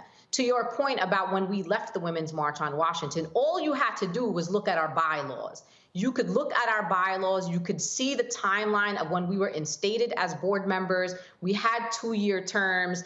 You could look at the timeline of when people started calling for our resignation, which was over a year before we actually left the Women's March. We did not leave the Women's March heeding to the calls of resignation. We committed to a 2-year term at the Women's March. We completed our 2 years, and then we went out in the world to do the good work that we always do. And you made this point earlier, Roland, and I want to say this to all the viewers. The Women's March did not make Tamika Mallory, and it did not make me, it did not make Carmen Perez, and it did not make the women who were part of the Women's March at that time. We made the Women's March, and now we are not at the Women's March. And guess what? Like you said, the kind of organizing that we were capable of, the high visibility that we were capable of, the strategy that we had, the partnerships, the largest civil disobediences that this country had ever seen, that was us rolling it. Now we are not there, and that is why you do not see the same type of organizing, because it was us that made the Women's March. And this is a cautionary tale for the movement. Who has interest in undermining some of the best and most effective organizers in America? That's the question you have to ask. And for me personally, I say this, and I'll say this to you, and I tell this to Tamika, and say this across the movement. Unity is not uniformity. So we don't all have to agree on everything. There are going to be issues, Roland, that people don't agree with me on my foreign policy issues. They don't agree with me on Israel-Palestine. They don't agree with us on defund police. There's many issues that we could debate. But that does not mean because we do not agree on certain issues, that means that we fracture an entire movement, that we marginalize leaders that we know we need in this very critical moment, as Tamika wrote a book called State of Emergency. And we right now are in a state of emergency. And so I feel vindicated. Tamika's vindicated. We knew this wasn't authentic. We knew that millions of people didn't know who we were to hate us. But guess what? The Russians, with the right wing, they succeeded in undermining a very powerful movement that we helped build. And the thing here, Tamika, is, look, we can, again, look at history. We can look at what COINTELPRO did. We can look at what they tried to do and tried to destroy the Black freedom movement. The reality is they saw, wait a minute, if this is how Trump's 4 years is starting, oh, hell no. We can't let these folks build up momentum. And the difference between previous movements, the difference between Dr. King and others is that the other folks who were allies knew what was happening and didn't fall for the okie doke. The problem is, when it came to the Women's March, the folk who were supposedly on your side, they fell for the okie doke and didn't even realize that by them participating in it, they basically blew it up themselves. And facts are facts. Since y'all left, we ain't heard jack from the Women's March. All of that organization, the database, everything, it's like, huh? That was like, it was a moment. And that was the whole point. Only make it a moment, not make it, allow it to become a movement. Well, it's the same thing now with what we see happening with Black Lives Matter and all of the reporting about resources and money and who spent which money where. Now, let me be clear, accountability is important. And we don't always make the right decisions. There are things that I'm sure all of us sitting here, people listening, we would have done it different. And, and I've said that to leaders within the Black Lives Matter movement, but I am constantly challenging, as you said, Roland, I'm not talking about right-wing folks. I'm not talking about, Republicans or even Democrats that are angry with the administration. I ain't talking about that. I'm talking about people who are in our movement, people who are walking right next to us, that are sharing stories from the New York Post, Daily Mail, and all of these right-wing, what do y'all call them, rag news outlets. No good, never have been for our communities. They lie, they are racist, and we share the articles and the story from their perspective about our organizations. Right. Once do you see these people reporting that while there may have been purchases that you can question, that's up to you if you feel they shouldn't have spent money here or there and the third, they never mentioned that over $30 million of the resources that Black Lives Matter raised during the summer of 2020 went to organizations and families who are victims of some type of violence. They don't even really tell you about that. They want you to know about the things that they are clear will incite and have people feeling resentful of the movement, and then have our folks online talking about how we don't support Black-led organizations because they're stealing money.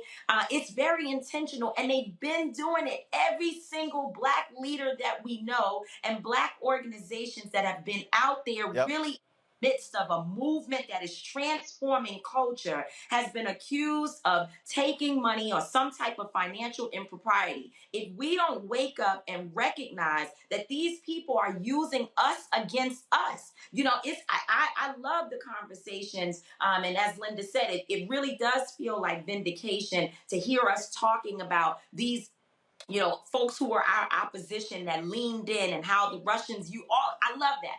But I personally want to focus on how our own people capture the message. We spread it, and we become the perpetuators of type of disinformation in our communities, and it only undermines us. Well, I'll give you a perfect example. I remember when, and I'm going to go to my panelists for questions as well. I remember when the Newsweek article hit about HBCU funding. And I remember... and I saw it, and I remember Jamal posted something, you posted something, and I saw it. First thing I did, that's bullshit. Right. Take it down. And again, For me, the role that I serve, I love when people go, Roland, why aren't you leading marches? Because they ain't my job. Somebody got to report on the march. So my role is I'm the news person. And so when I see something and it's not right, the first thing I think is, oh, if you or Linda or Jamal or someone else puts it out, they go, oh, well, they did. Right. So to me, that's our personal checks and balances when certain things happen. Was kind of like, hey, I don't think you want to do that. By talking, it's like, oh, damn, I didn't think about that. Thanks for calling. But see, that's the role that we have, but that's also when it comes to trust. That's why I keep telling people, to your point, you got to stop.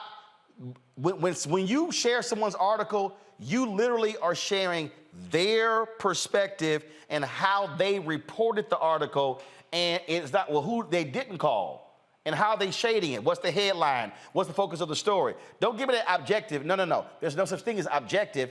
Everybody is subjective because it's still written from their point of view. Go ahead. I was just gonna say we all fall victim to it. Like, yes. It's not, it's something that we have to be conscious of. And to your point, for me, I have checks and balances. Sometimes I still fail at, we all do. Yeah, but knowing, first of all, who is writing the story? Yeah.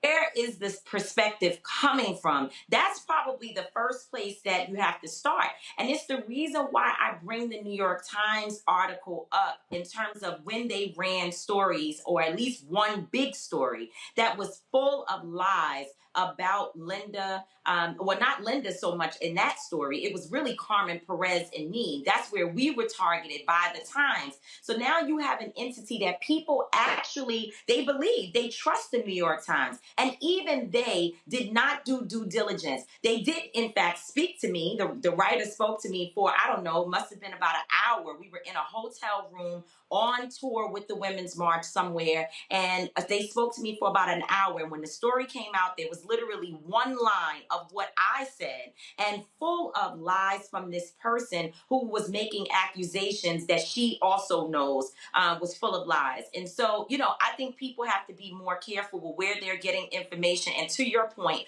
call folks yourself and ask them, is this true? Give me your perspective. And if you're going to write a story, at least put the voice of those who are being accused in it.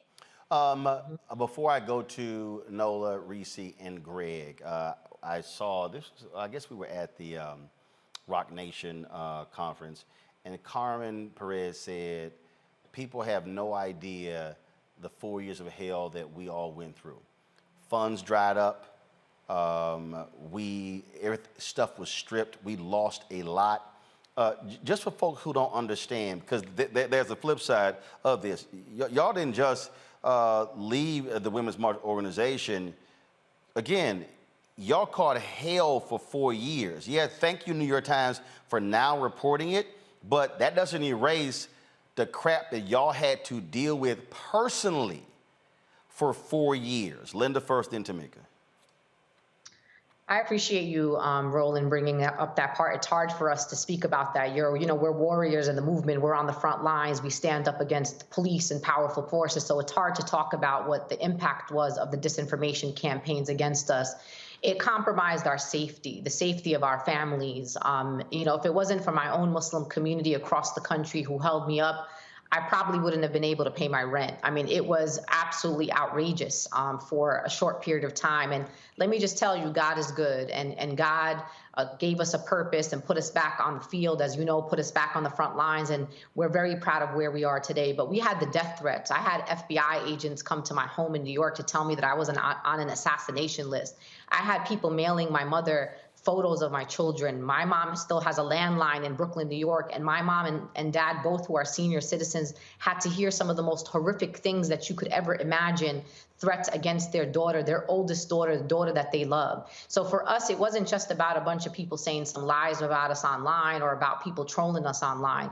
It was about being able to put our own resources to higher security just so we can continue to do the activism that we care about. So I want people to know that this New York Times article is vindication, but it does not take or bring us back or give us back what we lost.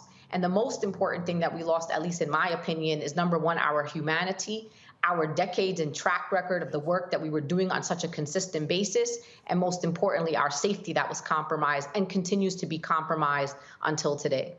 I was I'm trying to look for something here, Tamika. I remember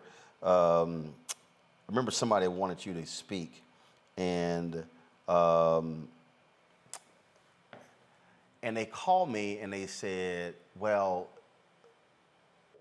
we got to bring this other person as well. And I said, that's security. And I said, no, it's not with a security firm. I said, but you need to understand what's going on here. And I remember I was trying to go through here.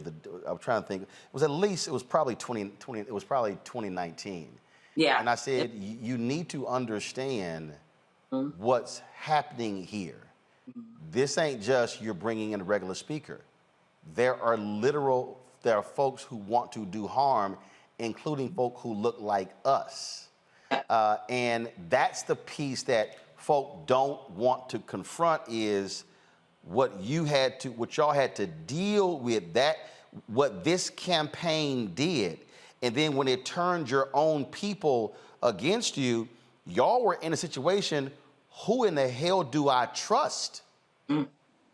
It was 2019 is a year that I don't like to talk about. It was a year that I went through such a deep, dark depression that, before the year ended, as Linda said, I was financially in so much trouble that I had to text my friends to ask them if they would send money to help me because I was either going to buy groceries or pay my car note. That's how bad the situation was. And this is after leading one of the most important, impactful marches and resistance movements that this country has ever seen. And one of the leaders, or all of the leaders, in one way or another, had no money to pay their bills because of what we were experiencing with people closing doors, canceling every single speaking engagement.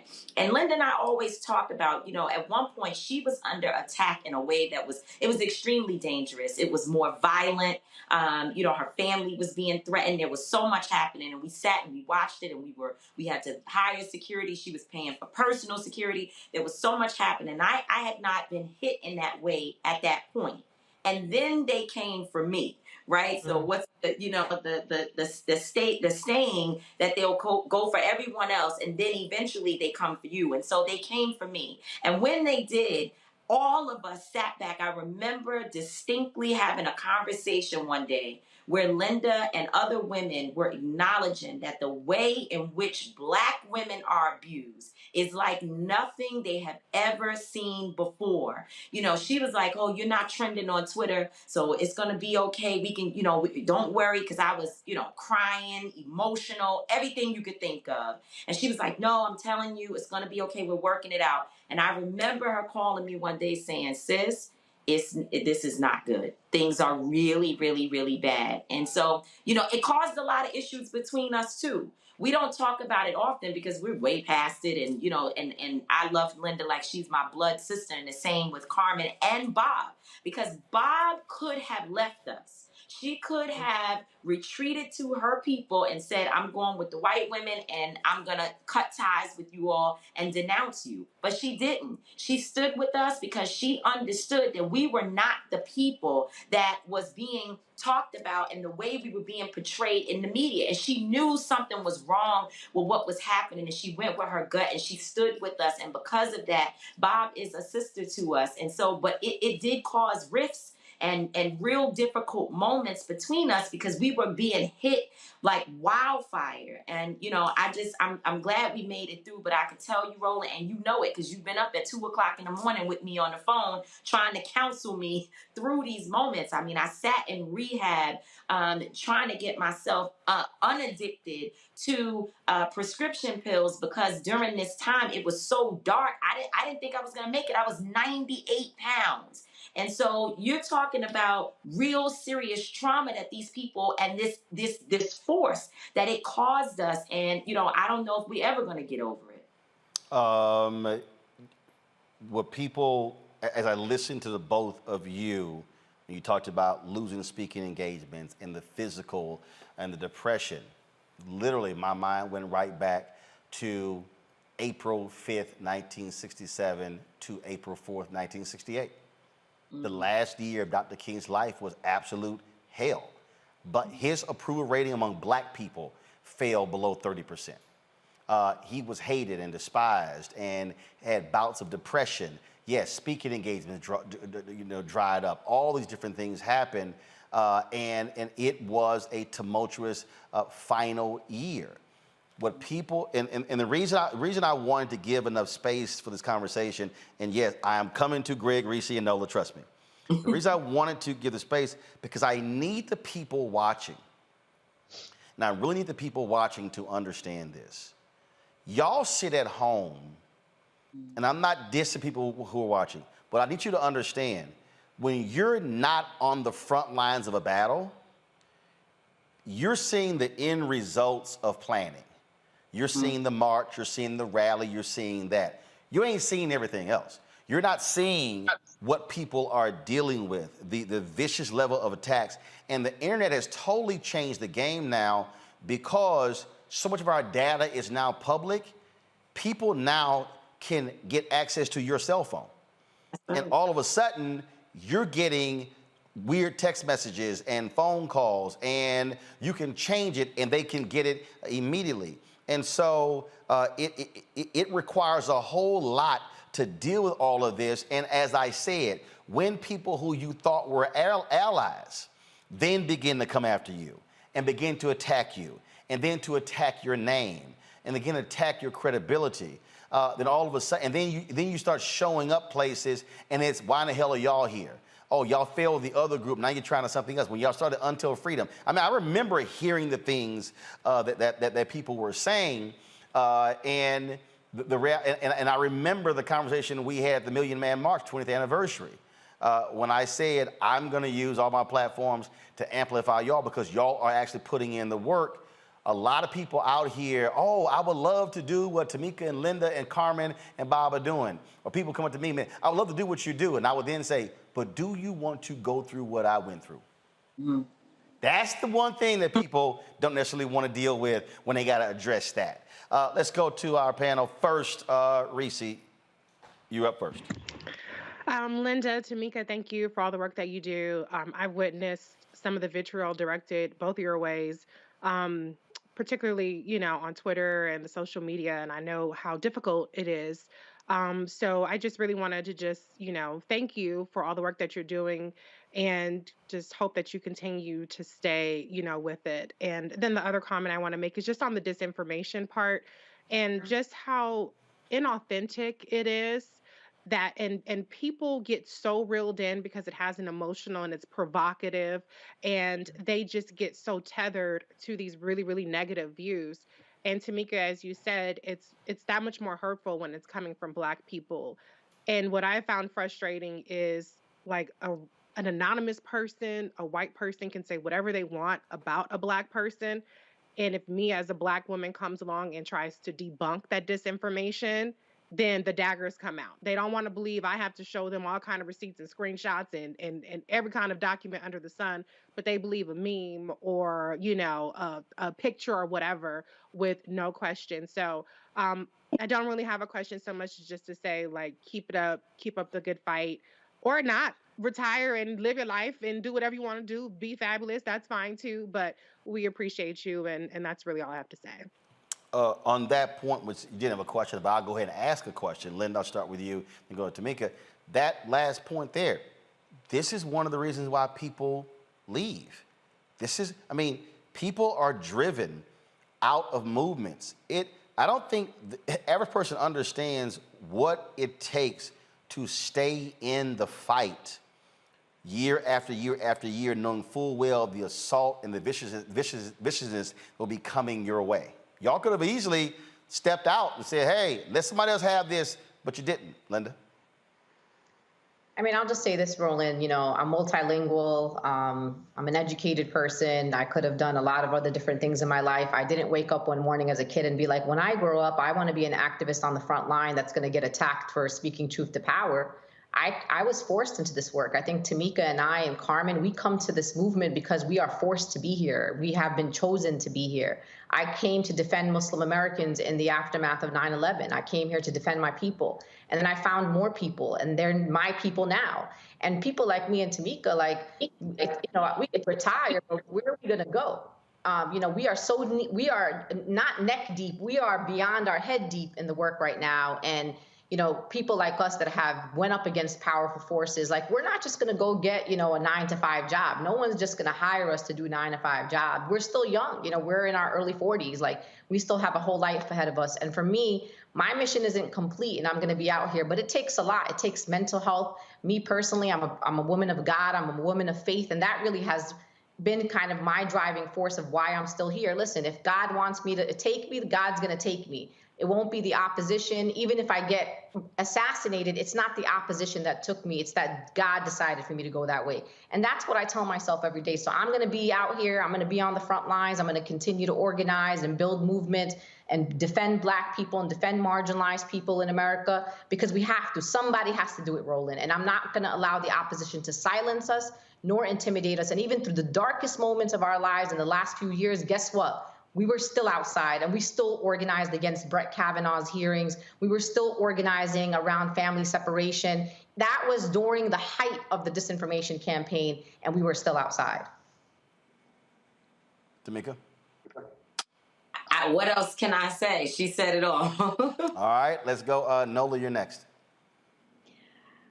So first of all, I'm just in awe of sharing space with you both. I just recall making my signs with my friends, all ready to go downtown Los Angeles and make sure that we were out there marching and making sure that our voices were heard.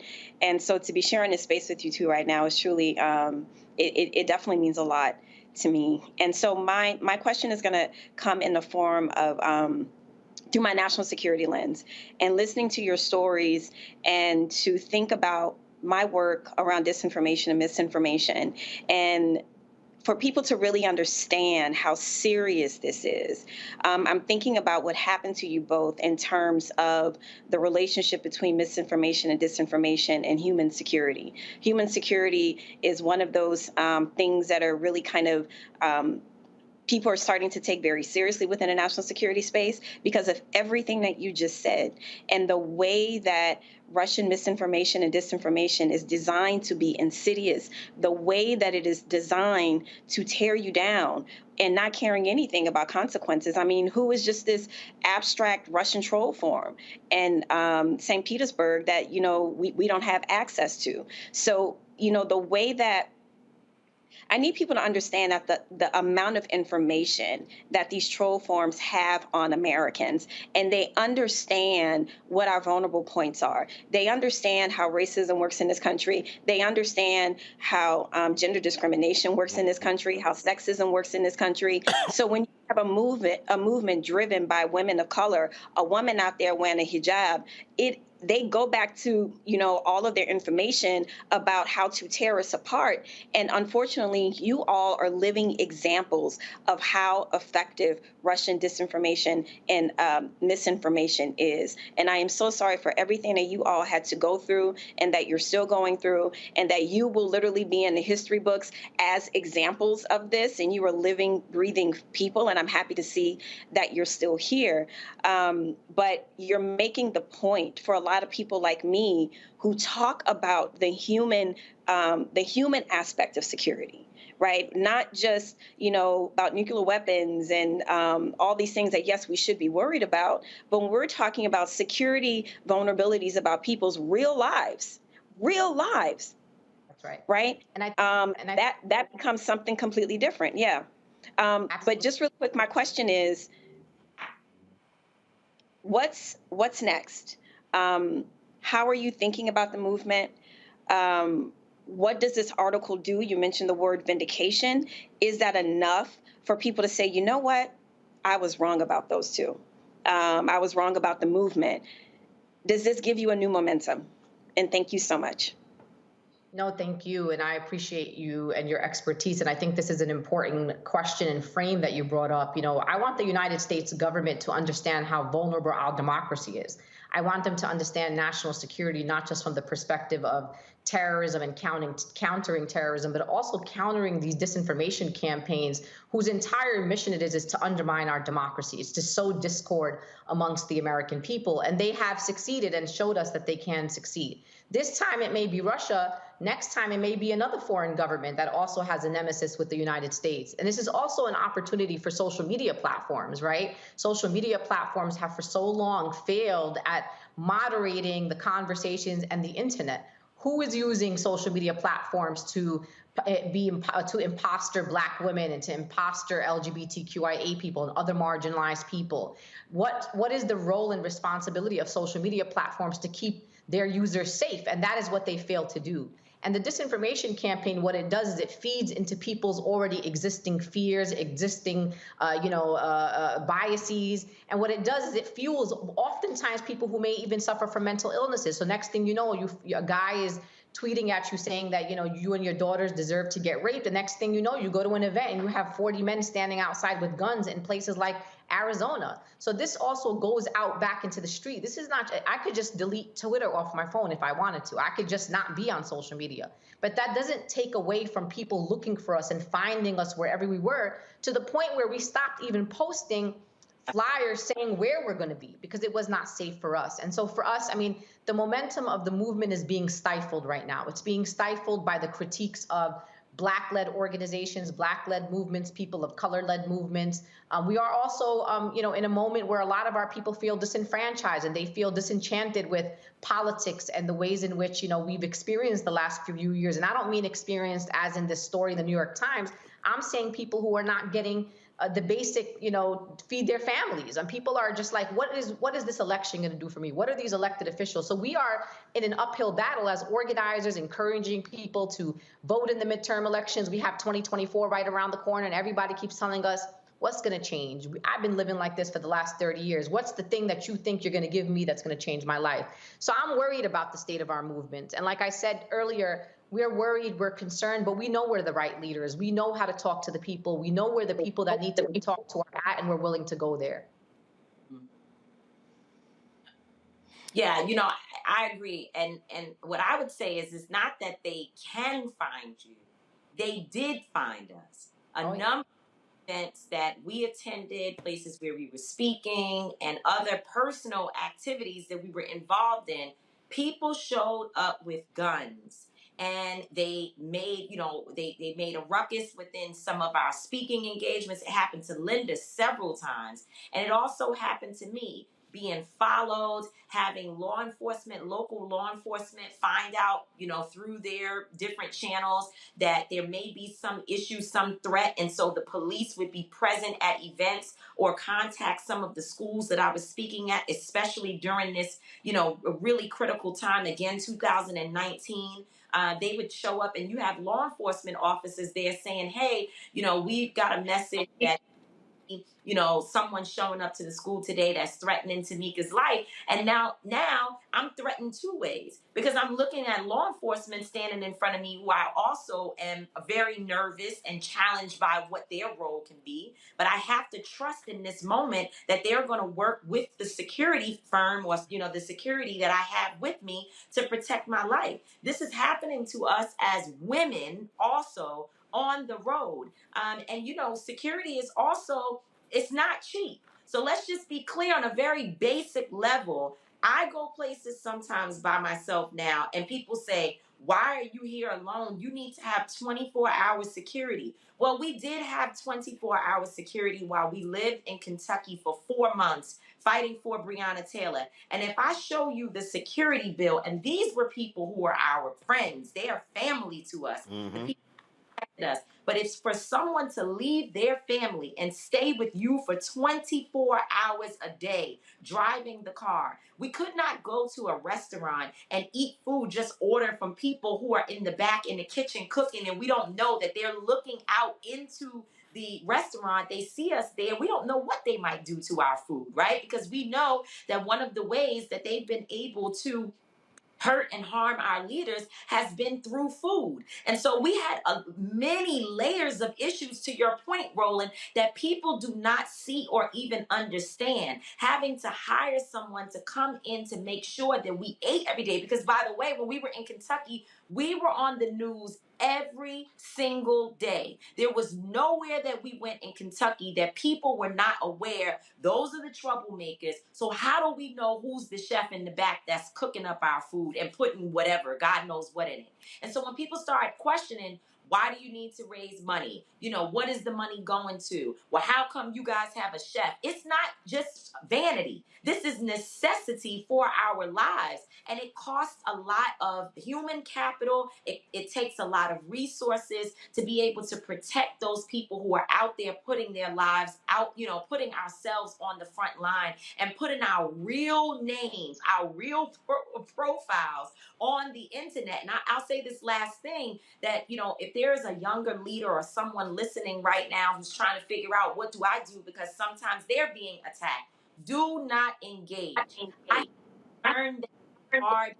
I learned because, you know, Roland and others pulled my coattail. Linda took Twitter completely off my phone. I remember waking up one day and there were 400 unique mentions about me in articles on the internet saying that I was finished. You know, my career was over. They were calling me all types of names, reverse racism. I mean, you name it. They were all over me on one day. And I sat in a dark room, so depressed, because how do you get out of that? We don't even have the tools, to Linda's point about being concerned about, you know, what we are doing in this country and how we're going to protect and defend our democracy, whatever little bit we have left.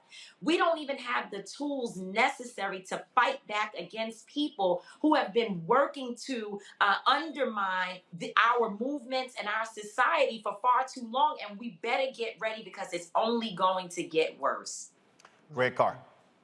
That's right. Thank you, Roland, and thank you both, Tamika and Linda. You didn't mention any names, Tamika, but I can say that I talked to Farrah Stockman at the New York Times for about an hour about ADOS, and when it was clear that she couldn't get me to say what she wanted to say, when she ran the really underwhelming article, was really so full of misrepresentations, I wouldn't even quote it. So when I read that Christmas Eve article accusing y'all of anti-Semitism with Farrah Stockman's name, just reminded me that there's been, to be charitable, let's just say a quality drop-off at the New York Times. But at any rate, and they love patting themselves on the back for doing things they should have never done in the first place. But my question is really about the victories that you all have had. And I think about those in this very specific two instances. I've got students at Howard, and I meet students all the time. Some of those students were in the streets with y'all in Louisville. Some of them are Louisville residents. You all are heroes to them.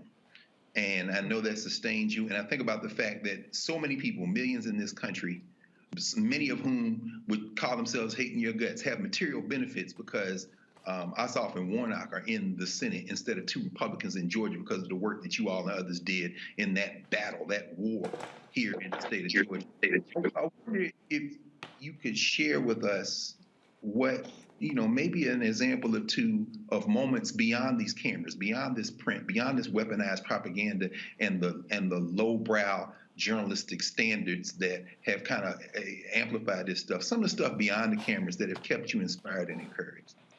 Linda, can I just jump in really quick? Because you know, Linda is a great orator, and I would love for her to just run down all the things that we've done and the accomplishments. But I just want to tell this one very quick story. You talked about Warnock and Ossoff. Well, Lucia Macbeth, Congresswoman Lucia Macbeth, she was standing on the stage with me in 2017 when we brought out all the mothers who lost their loved ones to different forms of violence. She and I were standing on the stage and we looked out at the sea of women, and she said, I think I'm going to run for office. That was in 2017. Look at her now. She is a congresswoman, and that happened because she decided that there was a market for her, that there were people who would support her, and the women got behind her and supported her in her campaign. And this woman, who was known for being the mother of Jordan Davis, became now a congresswoman who was able to use the fire that she has in her belly from the story of her son being murdered by a white supremacist to go out into this country and try to make real change. Those are tangible things that happened with the Women's March that we can tell you, and there's so much more. Yes, thank you. Linda? And, you know, I think that's just one illustration of really the larger mission that we have. We were a political force. More women went to Congress in 2018 than ever before. Not only did women go to Congress, over 110 women, we had a history making. 2 first Latinas from Texas, the first Black woman from Massachusetts, the first 2 Muslim ever in our history, the first 2 Native American women, the first Palestinian American woman, the youngest Black woman to ever. I could go on and on about the history making that we did around organizing women and the women's vote. And back to our origins of criminal justice reform, banning no-knock warrants with a coalition of people in Louisville, Kentucky, keeping Breonna Taylor's name alive and making sure that she trended from one corner of the world to the other, and making sure that somebody, and we're still on this journey, gets held accountable for the murder of Breonna Taylor.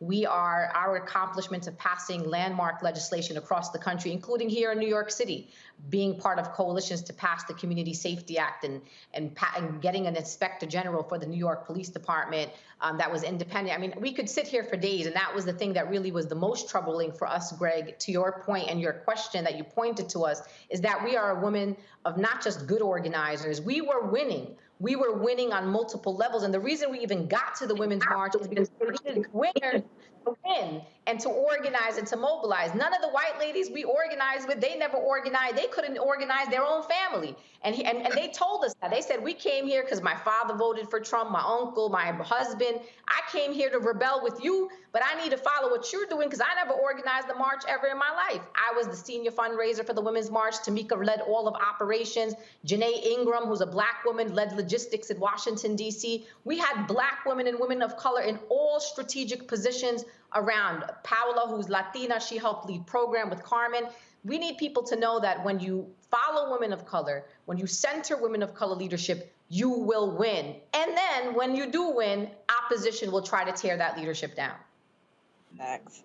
Indeed. Well, first off, the reality is, with all the hell y'all caught, both of you are still standing, still here, still giving folks hell, have endured a lot. But the reality is you fought through it. And yeah, there were folks who didn't abandon y'all, who still took your phone calls. And Tamika is right. Yeah, there were numerous 2 a.m. phone calls.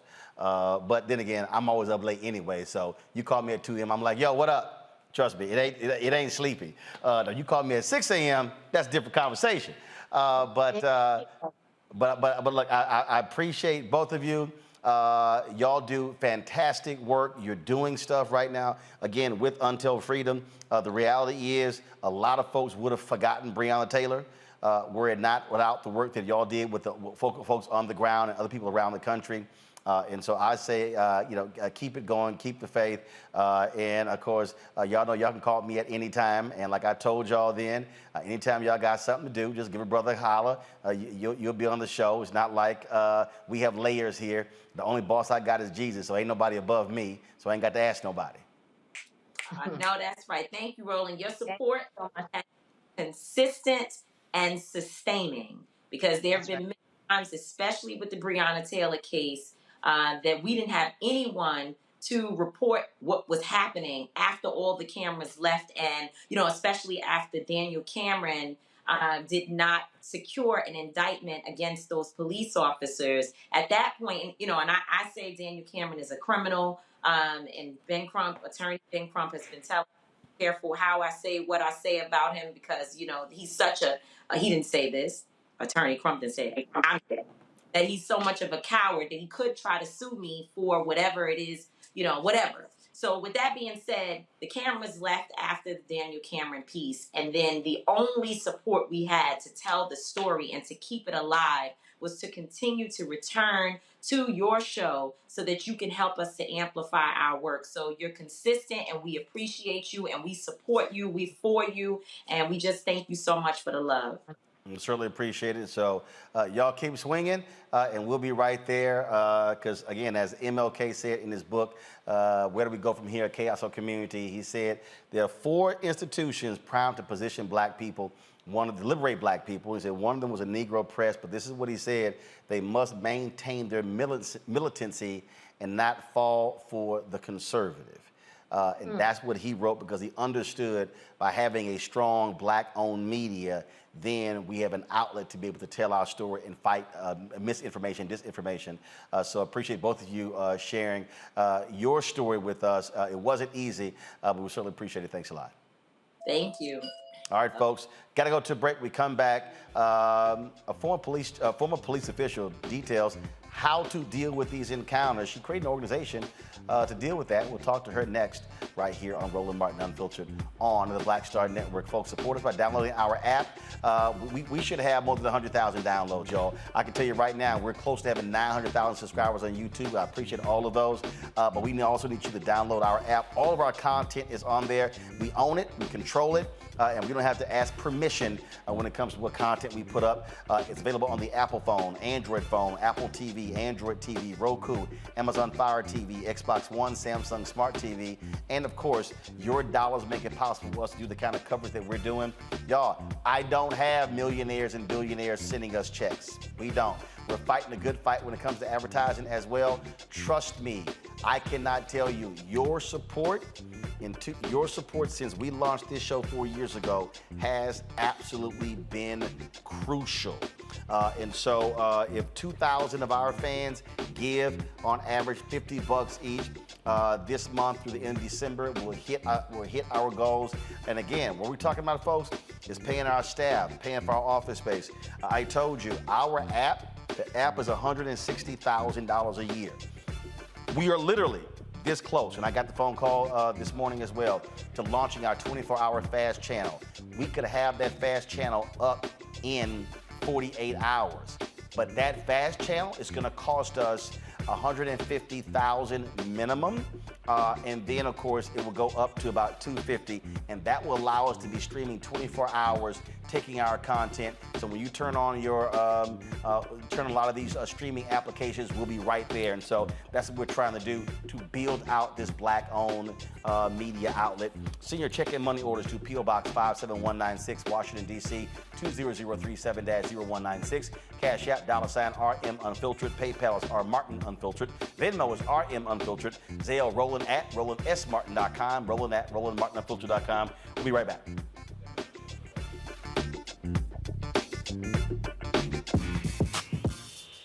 When we invest in ourselves, our glow, our vision, our vibe, we all shine. Together, we are black beyond measure. Hi, I'm Dr. Jackie Hood Martin, and I have a question for you. Ever feel as if your life is teetering and the weight and pressure of the world is consistently on your shoulders? Well, let me tell you, living a balanced life isn't easy. Join me each Tuesday on Black Star Network for A Balanced Life with Dr. Jackie. We'll laugh together, cry together, pull ourselves together, and cheer each other on. So join me for new shows each Tuesday on Black Star Network, A Balanced Life with Dr. Jackie.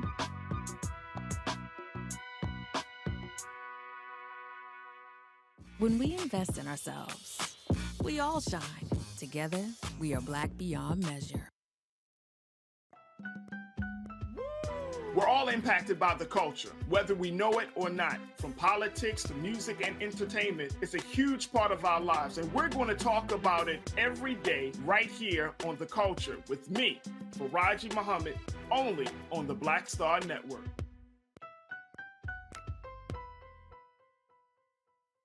What's up, what's up? I'm Dr. Ricky Dillard, the choir master. Hi, I'm Amber Stevens-West from The Carmichael Show. Hi, my name is LaToya Luckett, and you're watching Roland Martin Unfiltered.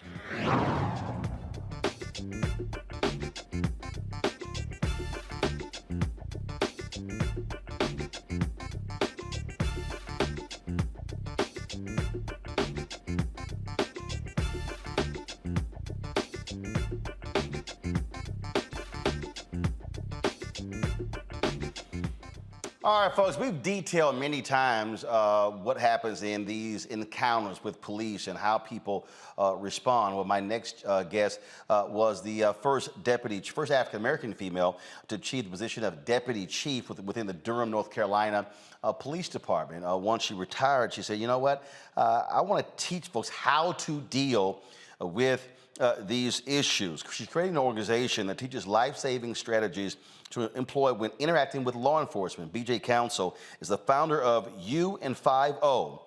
Joins us now from Durham, North Carolina. So UN50, interesting name there, BJ. Thank you very much. So walk us through that, because, I mean, obviously we see these cases just over and over and over again.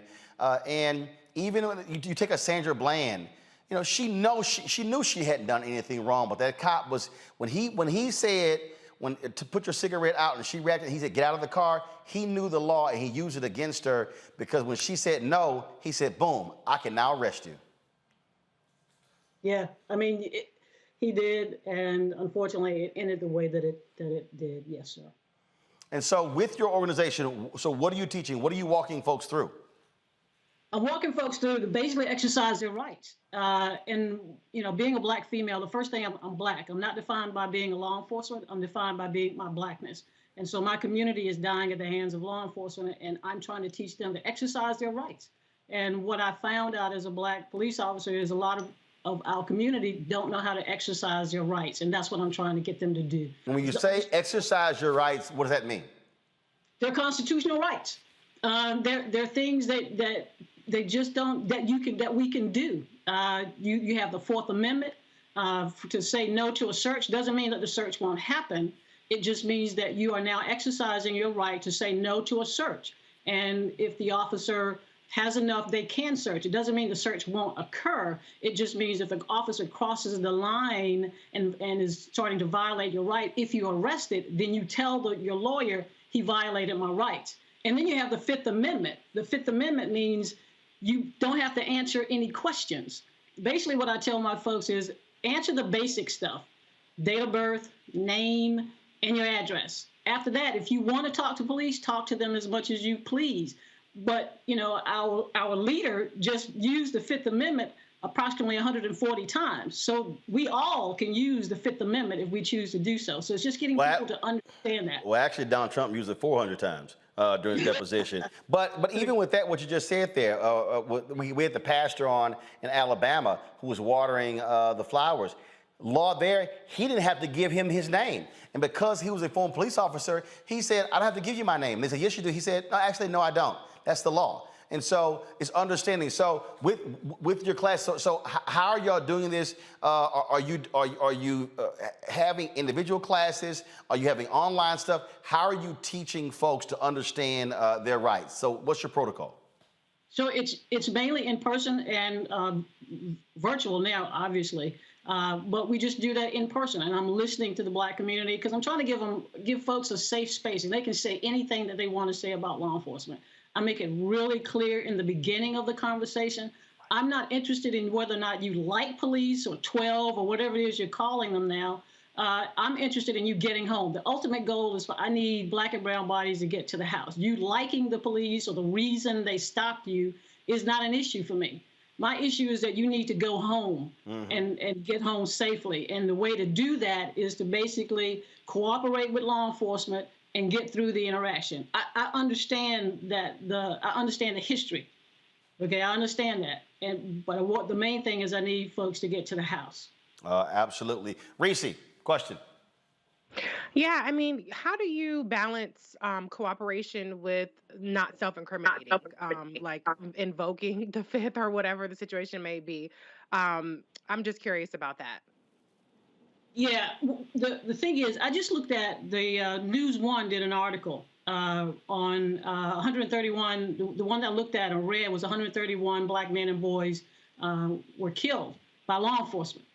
And I studied that, and we went through that and we looked at it. And what it said was most of the interaction, if you cooperate, you're going to get home. Those individuals died for resisting. 80 of those 131 individuals resisted by either charging at the officer weapon or resisting or running. So what I'm saying is don't run. cooperate so you can get home. Not saying that that's always the thing. I'm reading a book called The Anointing of Ease, and a 5-year-old told his aunt that he was being chased by a bully. She said, what is he chasing for? I don't know. And then he said, why are you running? I don't know. And the thing is, the next day, he didn't run, and the bully didn't do anything. So the thing is, if you don't run, the officer is going to have a lot of difficulty in trying to articulate to a leadership and people in the jury box why you shot somebody that stopped and put his hands up. It's going to be hard to defend that. So my thing to the community is stop running and cooperate with the officers, because it's going to be hard to articulate to them. Because the first thing they're going to say if you resist is, I feared for my life. What I'm saying is take that away from them. Take that away. If you cooperate, then it's going to be difficult for them to articulate that I feared for my life. So stop running is the thing that I want folks to do, because it's cooperating and getting home. Greg? Thank you, Roland. And, such important work. I was reading one of the pieces of research you undertook, the disproportionate minority contact research you did. And you were talking, I guess, after training and having workshops, particularly young people's awareness of their rights seemed to increase, by a fifth. I'm wondering, what's your general sense of how much we know about our rights in any given encounter with law enforcement? We don't know. And that's what I'm trying to get people to understand. We don't know our rights. We don't exercise those very constitutional rights. Because a lot of times, as a police officer, if I got you, I got you. Okay? All I need is your name, date of birth, and address. I'm sorry. No, go ahead. So if I've got enough to make the arrest, you cooperating, because it's a job. So so that's another thing. People got to remember it's a job. And so, but you have the right to say, it's just exercising your right. That's the big thing, just to exercise, and knowing that you don't have to answer any questions if you choose to. Just give them the basic information and then say, I want to speak to a lawyer.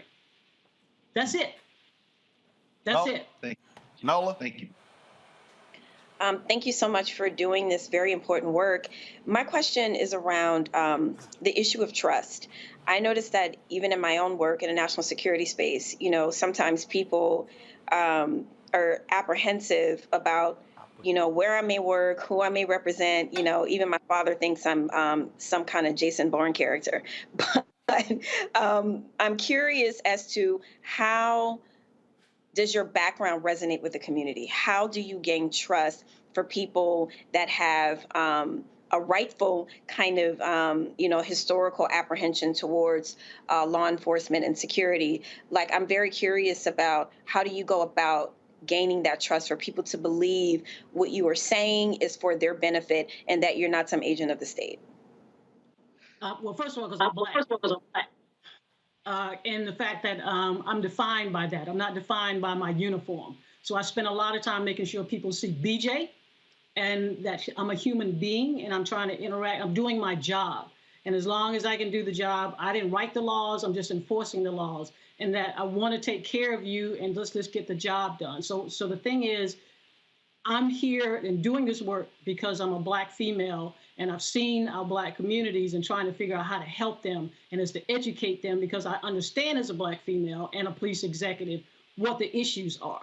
The issues are that as a Black female, I'm looking at through the lens of that every failing, the systems, all systems that are in this country are failing, and I'd see it at a bird's eye view on the ground. Social services, judicial system, health stuff, all of that going into these homes, and I'm seeing the failing, and then law enforcement is having to deal with that, and we're not built for that. So me coming into the space is letting you know I'm here to help you navigate this system, because you got all these other systems that are failing. Let me show you how to navigate this so you're not a part of this system and you get to go home. All right. Where can folks get more information about your group? What you do? Yes, thank you. www.youndfive-o.com and email at training@un50-o.com. All right. BJ, thanks a lot. Good luck. Thank you very much, sir. All right, folks. Final story. A Pennsylvania jury has convicted a former Philadelphia police officer for killing an unarmed black man. Eric Rook was found guilty of voluntary manslaughter and possession of an instrument of crime in the 2017 murder of Dennis Plowton. On December 27th, Rook chased Plowton after possibly identifying his white Hyundai as a car tied to a murder investigation. After a short chase, Plowton crashed into 3 parked cars, got out of his vehicle, walked a few steps, and sat down. Reports indicate Plowton seemed dazed after the crash. Responding officers, including Rook's partner, testified that Plowton reached toward his pocket just before Rook fired the fatal shot into his head. None of the officers were wearing body cameras at the time. Rook faces the possibility of at least 3 years in jail. His sentencing is set for November 17th. This was the first time in at least 40 years that an on-duty police officer was on trial for murder in Philadelphia. Folks, that is it for us. Let me thank Nola, Reese, and Greg for joining us on today's show. Thank you so very much. I was going to show folks, y'all, some of the Sidney Poitier doc last night. I'll save it for tomorrow. So that way, because brother time. That flight from the West Coast is always a tough-ass one, especially literally landing, coming straight to the office, to hosting the show. So we'll have that for you. The doc also premieres tomorrow on Apple Plus. So if you want to see the Sidney Poitier doc, it's only on Apple Plus, not on Netflix, not on Hulu. Apple Plus is a separate streaming service. That's the world we live in now. Ain't no different between HBO, Showtime, Stars, and all of them. So the Sidney Poitier documentary, Sidney, is going to be on Apple Plus. And so we'll show you the comments that were made last night by Reggie Hutland, Oprah Winfrey, as well as the Poitier daughters. Folks, again, if you want to support us in what we do, please download our app, the Black Star Network app, available on all platforms: Apple phone, Android phone, Apple TV, Android TV, Roku, Amazon Fire TV, Xbox One, Samsung Smart TV. And of course, you can support us by providing your resources, joining our Bring the Funk fan club, send check and money orders to P.O. Box 57196. Washington, D.C. 20037-0196. Cash App is $RM Unfiltered. PayPal is R Martin Unfiltered. Venmo is RM Unfiltered. Zelle is Roland at RolandSMartin.com. Roland at RolandMartinUnfiltered.com. Let me thank Ola Murphy, Linda Peavy, Archellis Pons, Cheryl Jackson, Vanessa Howard, Vincent Wright, Clifford Jones. Let's see, Paul Martin, Crash, Vincent Porter, let's see here, Helen Smith, Winston Freeman, Nelson, Dexter Grant, Rivette Riley. Let me thank all of you. Let's see, Sis Tamika Woods, William Arthur Hines, Marva Boatman, Timothy Bryant, Nicole Chanel Johnson, Serena Melvin, Leon, Terry Gainey, Nyla Sakakura, thanks a bunch. Jeffrey Carter, William Richard, Chance Glenn, Felicia Newman, Karen Vernon, Sue St. Clair, Darius Williams, Passion Baker, Calvin Rasco, also Yuna Platt, Terrence Green, Corey Pearson, Norman McLeod, Anthony Merriweather, Cheryl Hutchins, Melissa Ricks, Yasmin, Audrey Myers, let's see here, Victoria Ba, John Wilson, Rhonda McCarroll, Keon Brooks, Enos Pritchett, Joshua Thomas, Linda Hodges, Kim Gregg, Oquendo Gatson, Crash as well, Larita Curry, and Tony Miller. Thank you for all of you for joining our Bring the Funk fan club. Your contributions are greatly appreciated. Thank you so very much, folks. That is it. We will see you tomorrow right here, Roland Martin Unfiltered. Saturday, we're going to be in Warren County, North Carolina, covering the opening of an EPA office there. Michael Regan, the EPA administrator, will be there. Reverend Dr. William Barber, Derek Johnson, NAACP, and so many others. So we'll be live streaming that. So we'll be on the road in Warren County, North Carolina on Saturday. That event is going to be from 1 to 3 p.m. And so look for that on the Black Star Network. Folks, that's it. I got to go. I'm going to take a nap. I'll see y'all tomorrow. Holla!